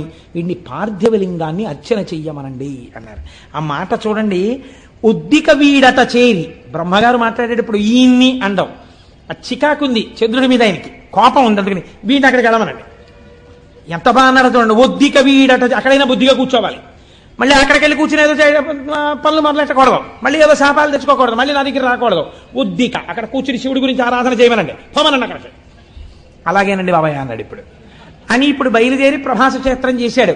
ఏం చేస్తాడు? చేసిన పాపం అనుభవించాలి, వచ్చింది శిక్ష. కాబట్టి ఇప్పుడు అక్కడ కూర్చుని పంచాక్షరీ మహామంత్రాన్ని మృత్యుంజయ మహామంత్రంతో అనుసంధానం చేశాడు. ఇది ప్రసన్నుడు అంటే ఎవడు వ్యాధినిచ్చాడో వాడే శివాశర వ్యాయాతవతయానో రుద్రమృడయా రక్షించాలి. ఇప్పుడు వెళ్ళి కూర్చుని జపం మొదలెట్టాడు. కొన్ని కోట్ల జపం అయిపోయింది. అయిపోయిన తరువాత చంద్రోద్భాసిత శేఖరే స్మరహరే గంగాధరే శంకరే సర్పైర్భూషిత కంఠకర్ణ వివరే నేత్రోద్ధవైశ్వానరే దంతిత్వకృత సుందరాంబరధరే త్రైలోక్య సారే హరే మోక్షార్థం కురు చిత్త వృత్తి మమలాం అంతైస్తు కింకర్మభిః అంటారు శంకరాచార్యుల వారు. అటువంటి స్వరూపంతో భగవానుడు శంకరుడు ప్రత్యక్షమయ్యాడు. స ఉమ పార్వతీ సహితుడై ప్రత్యక్షమయ్యాడు. క్షయవ్యాధితో శుష్కించిపోయి ఉన్నాడు చంద్రుడు. ఏం నాయనా ఏమిటి నీ అభీష్టం అని అడిగాడు. అయ్యా నాకు క్షయవ్యాధి తగ్గిపోవాలండి అన్నాడు. ఇప్పుడు నీ క్షయవ్యాధి పోతుంది అని పరమాత్మ అనగలరు అంటే ఎవరి మాట పోయింది? దక్ష ప్రజాపతి మాట పోయింది. అంటే నే శాపం పెట్టేవాడిని, నువ్వు రక్షించేవాడివా అంటాడు. కాబట్టి ఇప్పుడు ఇద్దరిని దృష్టిలో పెట్టుకోవాలి. అటు పెద్ద ఆయన మాట నిలబడిపోవాలి, ఇటు పిల్లాన్ని రక్షించాలి. ఇంత తప్పు చేసి ఉన్నవాడైనా తన పాదములు పట్టుకుంటే బుద్ధిని కూడా సంస్కరించాలి. అందుకే ఆ తర్వాత చంద్రుడు 27 భార్యలతో సమానంగా లేడన్నటువంటిది లేదని చెప్పడానికి ఉదాహరణే చాంద్రమానంలో మీరు చెప్తున్న తిథులు కదండి. లేకపోతే చంద్రమానంలో ఎలా జరుగుతున్నాయి తిథులన్నీ? చంద్రుడు కూడుతున్నాడు కదా నక్షత్రాలతోటి. కాబట్టి ఇప్పుడు బుద్ధిని మార్చాడు. అదే కదండి, మరి అందుకేగా రుద్రశబ్దం వాడారు మీరు. ధర్మం వైపుకు మారుస్తాడు బుద్ధిని అనే కదా మీరు రుద్రశబ్దం వాడారు. కాబట్టి ఇప్పుడు ఏం చేశాడు? బుద్ధిని ముందు మార్చి అటు పెద్ద ఆయన మాట నిలబెట్టాలి దక్ష ప్రజాపతి. కాబట్టి అన్నాడు, నీకు క్షయ ఉంటుంది కానీ 15 రోజులు క్షీణిస్తావు, 15 రోజులు వృద్ధి పొందుతుంటావు. కాబట్టి ఇంకా క్షయ పూర్తిగా లేదు కాబట్టి నశించిపోవు, ఎప్పుడూ హాయిగా ఉంటావు. సరికదా పిల్లాడా, ఎప్పుడైనా ఎవరైనా నీ పాత కథలు తలుచుకోకుండా నువ్వు పూర్తిగా ఇప్పుడు గొప్పవాడివయ్యావు, నీ చరిత్రే మారిపోయింది, నువ్వు సద్బుద్ధున్నవాడివి, నా చేత అనుగ్రహింపబడిన వాడివని తెలుసుకోవడానికి, నాతో కలిపి నీ దర్శనం చెయ్యడానికి నా పేరే నీతో కలుపుకుంటాను, చంద్రశేఖర అని పిలిపించుకుంటానని ఆ చంద్రుణ్ణి చేసి నెత్తిన పెట్టుకున్నాడు. ఏమి ఔదార్యమూర్తి అండి పరమాత్మ. ఇది ఆయన కారుణ్యం అంటే. నీకేమిటి బెంగ? కాలమునకు వశుడు కాని వాడను నేను, నా నెత్తి మీద నిన్ను పెట్టుకున్నాను రా. చతుర్ముఖ బ్రహ్మగారు అన్నాడు, వీడును పోయి ఉద్దికను అన్నారు. ఆయన అన్నారు, తప్ప అందరూ చేస్తారులే నాన్న, చేసావు, నీ బుద్ధి మార్చుకో. నీ బుద్ధి మారింది, ఇప్పుడు నిన్ను నెత్తి మీద పెట్టుకుంటాను. ఇప్పుడు మీకు ఇది విని ఏమైంది? శశిశేఖర, తప్పులు జరిగిన వాటికి వేళ్లు విరవకండి. ఇంత కారుణ్యమూర్తి అయిన శంకరుడి పాదాలు పట్టుకున్న వాడికి ఒక్కసారి పట్టుకుంటానని పూనికతో నిలబడితే మిమ్మల్ని కూడా నెత్తి మీద పెట్టుకోవడానికి ఆయన సిద్ధంగా ఉన్నాడు కదండి. అందుకని శశిశేఖర, అందుకని నెత్తి మీద చంద్రుణ్ణి పెట్టుకున్నవాడా అని ఈయన్ని పిలవలసి వచ్చింది. ఆయన క్షయవ్యాధి పోయింది, చాంద్రమానం వచ్చింది. ఇప్పుడు ఈ చంద్రుడు పార్వతీదేవికి గొప్ప భక్తుడయ్యాడు. అందుకే మనుశ్చంద్ర కుబేరశ్చాలోపాముద్రాచ మన్మద అగస్తీరగ్ని సూర్యశ్చ ఇంద్రస్కంధస్తథైవ చ అని క్రోధభట్టారకో దేవ్యా ద్వాదశామి ఉపాసకా 12 మంది అమ్మవారి మహాభక్తులలో ఈయన కూడా ఒకడయ్యాడు. అయితే ఇక్కడ ఒక చిత్రం జరిగింది. శంకరుణ్ణి చూసి అన్నారు, స్వామి చాలా బాగుందండి, మీరు నెత్తి మీద చంద్రుణ్ణి పెట్టుకున్నారు, శశిశేఖర అన్న నామం మీకు వచ్చింది, అంతవరకు మేము ఒప్పుకున్నాం. అదే సోమనాథలింగం. స ఉమానాథుడు ఒక అర్థం, అంటే పార్వతీదేవి పక్కన ఉన్నటువంటి కారుణ్యమూర్తి, సశక్తిపరుడు కాదు. సోముడు అంటే చంద్రుడు. సోముడు ప్రార్థన చేశాడు, నన్ను ఇంత అనుగ్రహించిన నీవు ఉత్తరోత్తర ఎవరొచ్చినా రక్షించడానికి ఇక్కడే విలియవలసినది అన్నాడు. జ్యోతిర్లింగమయ్యాడు. అందుకే అది స్వయంభూలింగాలలో జ్యోతిర్లింగాలలో మొట్టమొదటి లింగం. మీకు తెలిసి వెళ్ళినా తెలియక వెళ్ళినా దీర్ఘకాలం పీడించేటటువంటి వ్యాధులు నయమవుతాయని, భవిష్యత్ జన్మలలో చేసిన పాపముల వలన భయంకరమైన వ్యాధులు, కుష్ఠవ్యాధి వంటి వ్యాధి రావలసినటువంటి పాపములు ఖాతాల్లో ఉండిపోయినా అవి భగ్నమైపోతాయని, సోమనాథలింగ దర్శనం చెయ్యాలని మనకి శాస్త్రం చెప్తోంది. మమ్మల్ని అనుగ్రహించి గోపాలకృష్ణ గారు తీసుకెళ్లబోతున్నారు సోమనాథలింగ దర్శనానికి ఏప్రిల్లో. కనుక ఒకరన్నారు, అయ్యా ఇక్కడ వరకు బాగుందండి, చాలా బాగుంది, సోమనాథలింగ దర్శనం చెయ్యవలసిందే. ఈ లింగం మీద కన్నుబడే ఈ దేవాలయాన్ని ఎన్ని మాటలు ధ్వంసం చేశారో కొందరు. ధ్వంసం చేస్తే మహానుభావుడు ఉక్కు మనిషి అనిపించుకున్నటువంటి భారతదేశపు ఉప ప్రధాని చేసినటువంటి సర్దార్ వల్లభభాయ్ పటేల్ గారు, ఆయన ఆధ్వర్యంలో ఒక కమిటీ ఏర్పడి సోమనాథ దేవాలయాన్ని పునర్నిర్మాణం చేసి అత్యద్భుతమైన దేవాలయంగా రూపుదిద్దారు ఇప్పుడు. కాబట్టి ఈ చంద్రశేఖరుణ్ణి దర్శనం చేసిన మాట యథార్థం అయితే, అయ్యవారు ఇక్కడ చంద్రుణ్ణి పెట్టుకున్నాడు అనుకోండి, చాలా బాగుంది స్వామి, ఇక్కడ నువ్వు చంద్రుణ్ణి పెట్టుకున్నావు అనేసి మీరు వెళ్ళిపోగలరండి ఇంటికి. మా స్వామి పరమాచార్య స్వామి ఒక మాట చెప్పారు. ఆయన అన్నారు ఒక రోజున, ఆయన నాకు ప్రాణం అండి మహానుభావుడు, అలా వెళ్ళిపోతూ ఎక్కడో కూర్చునేవారు, ఏదో గుర్తొచ్చేది, ఆకాశంలో చంద్రుణ్ణి చూస్తే ఓ నవ్వు నవ్వేవారు. నవ్వు నవ్వి ఆయన అన్నారు, మౌళౌ గంగా శశాంకౌ కరచరణతలే శీతలాంగా భుజాంగా వామే భాగే దయార్ద్రా హిమగిరి దుహిత చందనం సర్వగాత్రే యుద్ధం శీతం ప్రభూతం కనక సభానాథ సోఢుం క్వశక్తి చిత్తే నిర్వేదతస్తే యది భవతి నతే నిత్యవాసో మదీయే అన్నారు. ఈశ్వర, మాకు కొంచెం ఆశ్చర్యంగా ఉంటుందండి, మొన్ననే కదా పుష్యమాసం వెళ్ళిపోయింది. ఆర్ద్రా నక్షత్రమేమో శంకరుడికి ప్రీతి, శ్రవణ నక్షత్రమేమో మా స్వామి వెంకటేశ్వర స్వామి వారికి ప్రీతి. శివకేశవులని రెండు ఎక్కడ ఉన్నాయండి? ఉన్న ఒక్క మూర్తిగా. ఒక్కసారి అలంకారం చేయించుకుని మనని సంతోష పెడతాడు, ఒకసారి అభిషేకం చేయించుకుని సంతోష పెడతాడు. కాబట్టి ఆయన అన్నారు, మౌళౌ గంగా శశాంకౌ, ఈశ్వర నీ తలలో ఇప్పటికే గంగమ్మ ఉంది. ఆ గంగమ్మ ఉత్తినే కూర్చుంటుందా? ఎప్పుడు కదులుతుంది, ప్రవహిస్తుంది. నీరు అలా స్టాగ్నెట్ అయి ఉండిపోతే కుడుకంపు వస్తుందండి.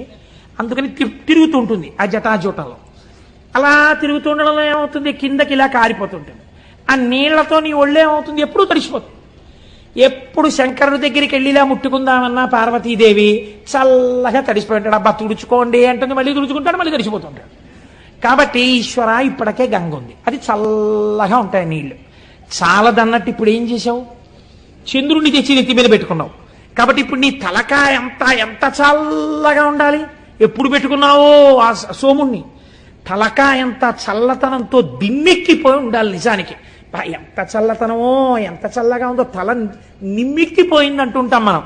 వానలో బాగా తడిసిపోయి ఇంటికి వచ్చారనుకోండి భర్త, భార్య గబగబా ఏం చేస్తుందంటే, ఇప్పుడు లేవనుకోండి కుంపట్లో బొగ్గులేసి గబగబా విసిరి ఒక్కసారి రండి మీకు పడిశం పట్టేస్తుంది, కాస్త సాంబ్రాణి వేస్తానని చక్కగా ఆయన నిప్పుల్లోకి పడకుండా ఇలా కొంచెం తల వంచుతుంటే, ఏదో పెద్ద బడాయికి పోయి ఇలా ఏదో తెలియక వంచేసినట్టు తల వంచి ఆవిడ పట్టుకుంటే ఇలా సాంబ్రాణి వేస్తుంటే ఆయనకు అదో సంతోషం. ఇంత వానలో తడిచిన శ్రమ పోయేది ఆయనకి. కాబట్టి అలా తండ్రి నీకు జటాజూటమంతా గంగతో తడిసిపోయింది, చాలదా చంద్రబింబాన్ని పెట్టుకున్నావు, తల నిమ్మెక్కిపోయిందనాలి నువ్వు పార్వతీదేవి దగ్గరికి వెళ్ళి. పోనీ ఆవిడితో ఈ మాట చెప్దామంటే ఇవి చాలవన్నట్టు ఇంకోటి తగిలాయి. పోనీ తలొక్కటేనండి నిమ్ముకుపోయినట్టుంటుందంటే శీతలాంగా భుజాంగా, పాములు ఒంటికి కుండలీకృత కుండలేశ్వర కుండలం వృషవాహనం నరదాది మునీశ్వర స్తుత వైభవం భువనేశ్వరం. ఆయనకి చెవులకి పాములే, కంఠంలో పామే, భుజాలకి పాములే, పాదానికి వాసుకి చుట్టుకుని ఉంటాడు. వాసుకి ఇద్దరికి ఆభరణం ఉంటుంది, నారాయణుడికి ఇటు శివుడికి వాసుకి చుట్టుకుని ఉంటాడు. వాళ్ళు చుట్టుకుంటే మీకేమిటండి బెంగ అంటారేమో. పాము అడుగు భాగం చాలా చల్లగా ఉంటుంది. ఇంత చల్లగా ఉన్న పాములు ఒళ్ళంతా చుట్టుకున్నాయి. పైన అంటుంటాలి ఒళ్ళంతా పాములు. సాధారణంగా పైన చలేస్తే తడిసిపోతే ఏదో ఒళ్ళంతా ఇలా దగ్గర పెట్టుకుని అంటారు. ఇవి చలి, ఒళ్ళంతా ఇవే. వీటిని ఏమైనా అన్నా అంటే ఇంకా ఇంకా పాకుతాయి, ఇంకా చలి. ఒళ్ళంతా చల్లగా ఉంటుంది. పోన్లేవయ్యా, ఎవడైనా ఏం చేస్తాడు ఇంత చల్లగా ఉంటే? మరోలా అనుకోకండి, మర్యాదకి చెప్తున్నాను. ఉత్తర క్షణంలో ఉష్ణాన్ని పొందాలంటే వెళ్ళి భార్యను ఆలింగనం చేసుకోవాలి, కాస్త వెచ్చటి సుఖాన్ని పొందాననుకోవాలి. పోనీ అలా వెళ్ళి నువ్వు మీ ఆవిడ్ని కౌగిలించుకున్నావు అనుకో, ఆవిడిటువంటిది. వామే భాగే దయార్ద్రా హిమగిరి దుహిత. ఆవిడ హిమవంతుడి కూతురు. పైగా ఆవిడెప్పుడు ఎలా ఉంటుంది? దయార్ద్ర, దయతో తడిసిపోయి బిడ్డల్ని ఎలా రక్షిద్దాం బిడ్డల్ని ఎలా రక్షిద్దాం అని పరమ దయతో తడిసిపోయి ఆవిడ ఉంటుంది. పైగా హిమవంతుడు కూతురు కాబట్టి చల్లని తల్లి. అమ్మలగన్నయమ్మ ముగురమ్మల మూలపుటమ్మ, చాలా పెద్ద అమ్మ, చల్లని అమ్మ. చల్లని తల్లండి అంటాం కదా, మరి చల్లని తల్లి. దృశాద్రాఘీయస్యాదర దళిత నీలోత్పల రుచాదవీ అంశం దీనం స్నపయ కృపయా మమ పిశివే అంటారు శంకరాచార్యుల వారు. అలా అపారమైన దయ కళ్ళల్లోంచి కురిపించేస్తుంటుంది. ఒళ్ళేమో హిమవంతుడి కూతురు కాబట్టి తండ్రి గారి పోలికలు వచ్చాయి పిల్లకి. పిల్ల చల్లగా ఉంటుంది ఎప్పుడు. వెళ్ళి కొంచెం వెచ్చగా ఉంటుందేమో అని కౌగిలించుకొని ఎడం పక్కన ఎట్టుకుంటే ఇంకొంచెం చలొచ్చింది. పోన్లేవయ్యా, కుడివైపు ఏమైనా కొంచెం తగ్గుతుందేమో అనుకుంటే భక్తులందరూ వచ్చి చందనం సర్వగాత్రే, కాస్త చలిమంటేసిన వాడు ధూపం వేసిన వాడు తక్కువ, స్వామికి చందనం రాయాలండి బొట్టెట్టాలండి అని చందనం రాశారు. అబ్బా ఎంత చలయ్యా స్వామి నీకు, ఎంత ఉనికిపోవాలి నువ్వు, గడగడగడగడగడగడ. పోనీ ఇక్కడతో ఊరుకున్నావా? ఇద్దం శీతం ప్రభూతం కనక సభానాథ సోఢుంక శక్తి. అందరూ పుష్యమాసంలో హేమంత ఋతువులో బయటికి రావడానికి కూడా ఇష్టపడక చలేసేస్తోందని దుప్పట్లు కప్పుకుని ముసుగెట్టుకు పడుకుంటే నీ నెత్తి మీద ధారాపాత్ర పెట్టి చాలదన్నట్టు సన్నటి ధార ఇలా ఉనికిపోతూ, పోని చక్కగా ఏదో మా స్వామి శ్రీమన్నారాయణుడిలా చక్కగా నీకేమైనా సుప్రభాతం చెప్పి చామంతి పూల దండలేసి నీకు చక్క ధూపం వేసి పొద్దున్నే బాలభోగం అని ఏమైనా వేడిగా కట్టు పొంగల్ చక్ర పొంగల్ తీసుకొచ్చి పెడతారా? నీకు అభిషేకాలు మొదలెడతారు పొద్దున్నే. పాపం నీకు పూజ ఎప్పుడు, నీకు అలంకారం ఇప్పుడు 11 అయ్యాక. తెల్లారకట వీళ్ళందరికీ మాత్రం స్వెట్టర్లు వేసుకుంటారు, మంకీ క్యాప్లు పెట్టుకుంటారు, గుళ్ళోకి వస్తారు. వీళ్ళు మాత్రం తలకో చెంబు నీళ్లు పట్టుకొచ్చి నీ మీద పోసేస్తుంటారు. అయ్యయ్యో ఈశ్వరా, ఎంత చలయ్యా నీకు పరమాత్మ. సోఢుంక శక్తి, ఇంత చల్లగా ఉందే నీ పరిస్థితి, ఎలా తట్టుకుంటున్నావయ్యా వణకకుండా అని వెంటనే అన్నారు. నాకు అర్థమైంది ఎందుకు నీకు శక్తి వచ్చిందో తెలుసా? చిత్తే నిర్వేదతస్తే యది భవతి నతే నిత్యవాసో మదీయే. ఎప్పుడు ఆశలతో కోరికలతో ఏడుస్తూ దుఃఖంతో అటు పరిగెడుతూ ఇటు పరిగెడుతూ వేడిక్కిపోయిన నా హృదయంలో కూర్చుని కూర్చుని ఈ వేడి తగిలి ఇంత చల్లతనానికి సరిపోలేదు, అందుకే ఇంత చల్లవన్నీ పెట్టుకున్నావు అన్నారు.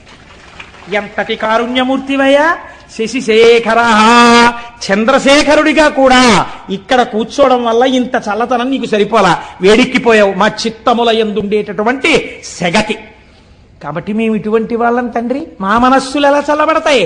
నువ్వు ఒక్కసారి కారుణ్యంతో ఇలా చూడు, శశిశేఖర అని చెప్పుకున్నాం కదా, మా మనస్సులు చల్లబడేటట్టుగా మమ్మల్ని అనుగ్రహించు అని అద్భుతమైనటువంటి శ్లోకాన్ని శశిశేఖర శబ్దానికి అనుసంధానం చేస్తారు. సరే, ఇవాళ ఇక్కడ వరకు చెప్పారు. దీని తర్వాత ప్రస్తావన చేస్తే కష్టం కనుక 8:30 అయింది కనుక రేపటి రోజున రేపు ఒక పరమాద్భుతమైన, ఎలాగో మొదలు పెట్టేశాను కాబట్టి ఓ పని చేస్తాను, ఇంకిక్కడి నుంచి వరుసగా మీకు 12 జ్యోతిర్లింగ దర్శనం, రేపటి నుంచి వరుసగా జ్యోతిర్లింగాలు పెడతాను కనుక రేపు శ్రీశైల మల్లికార్జునుడు మన రాష్ట్రం.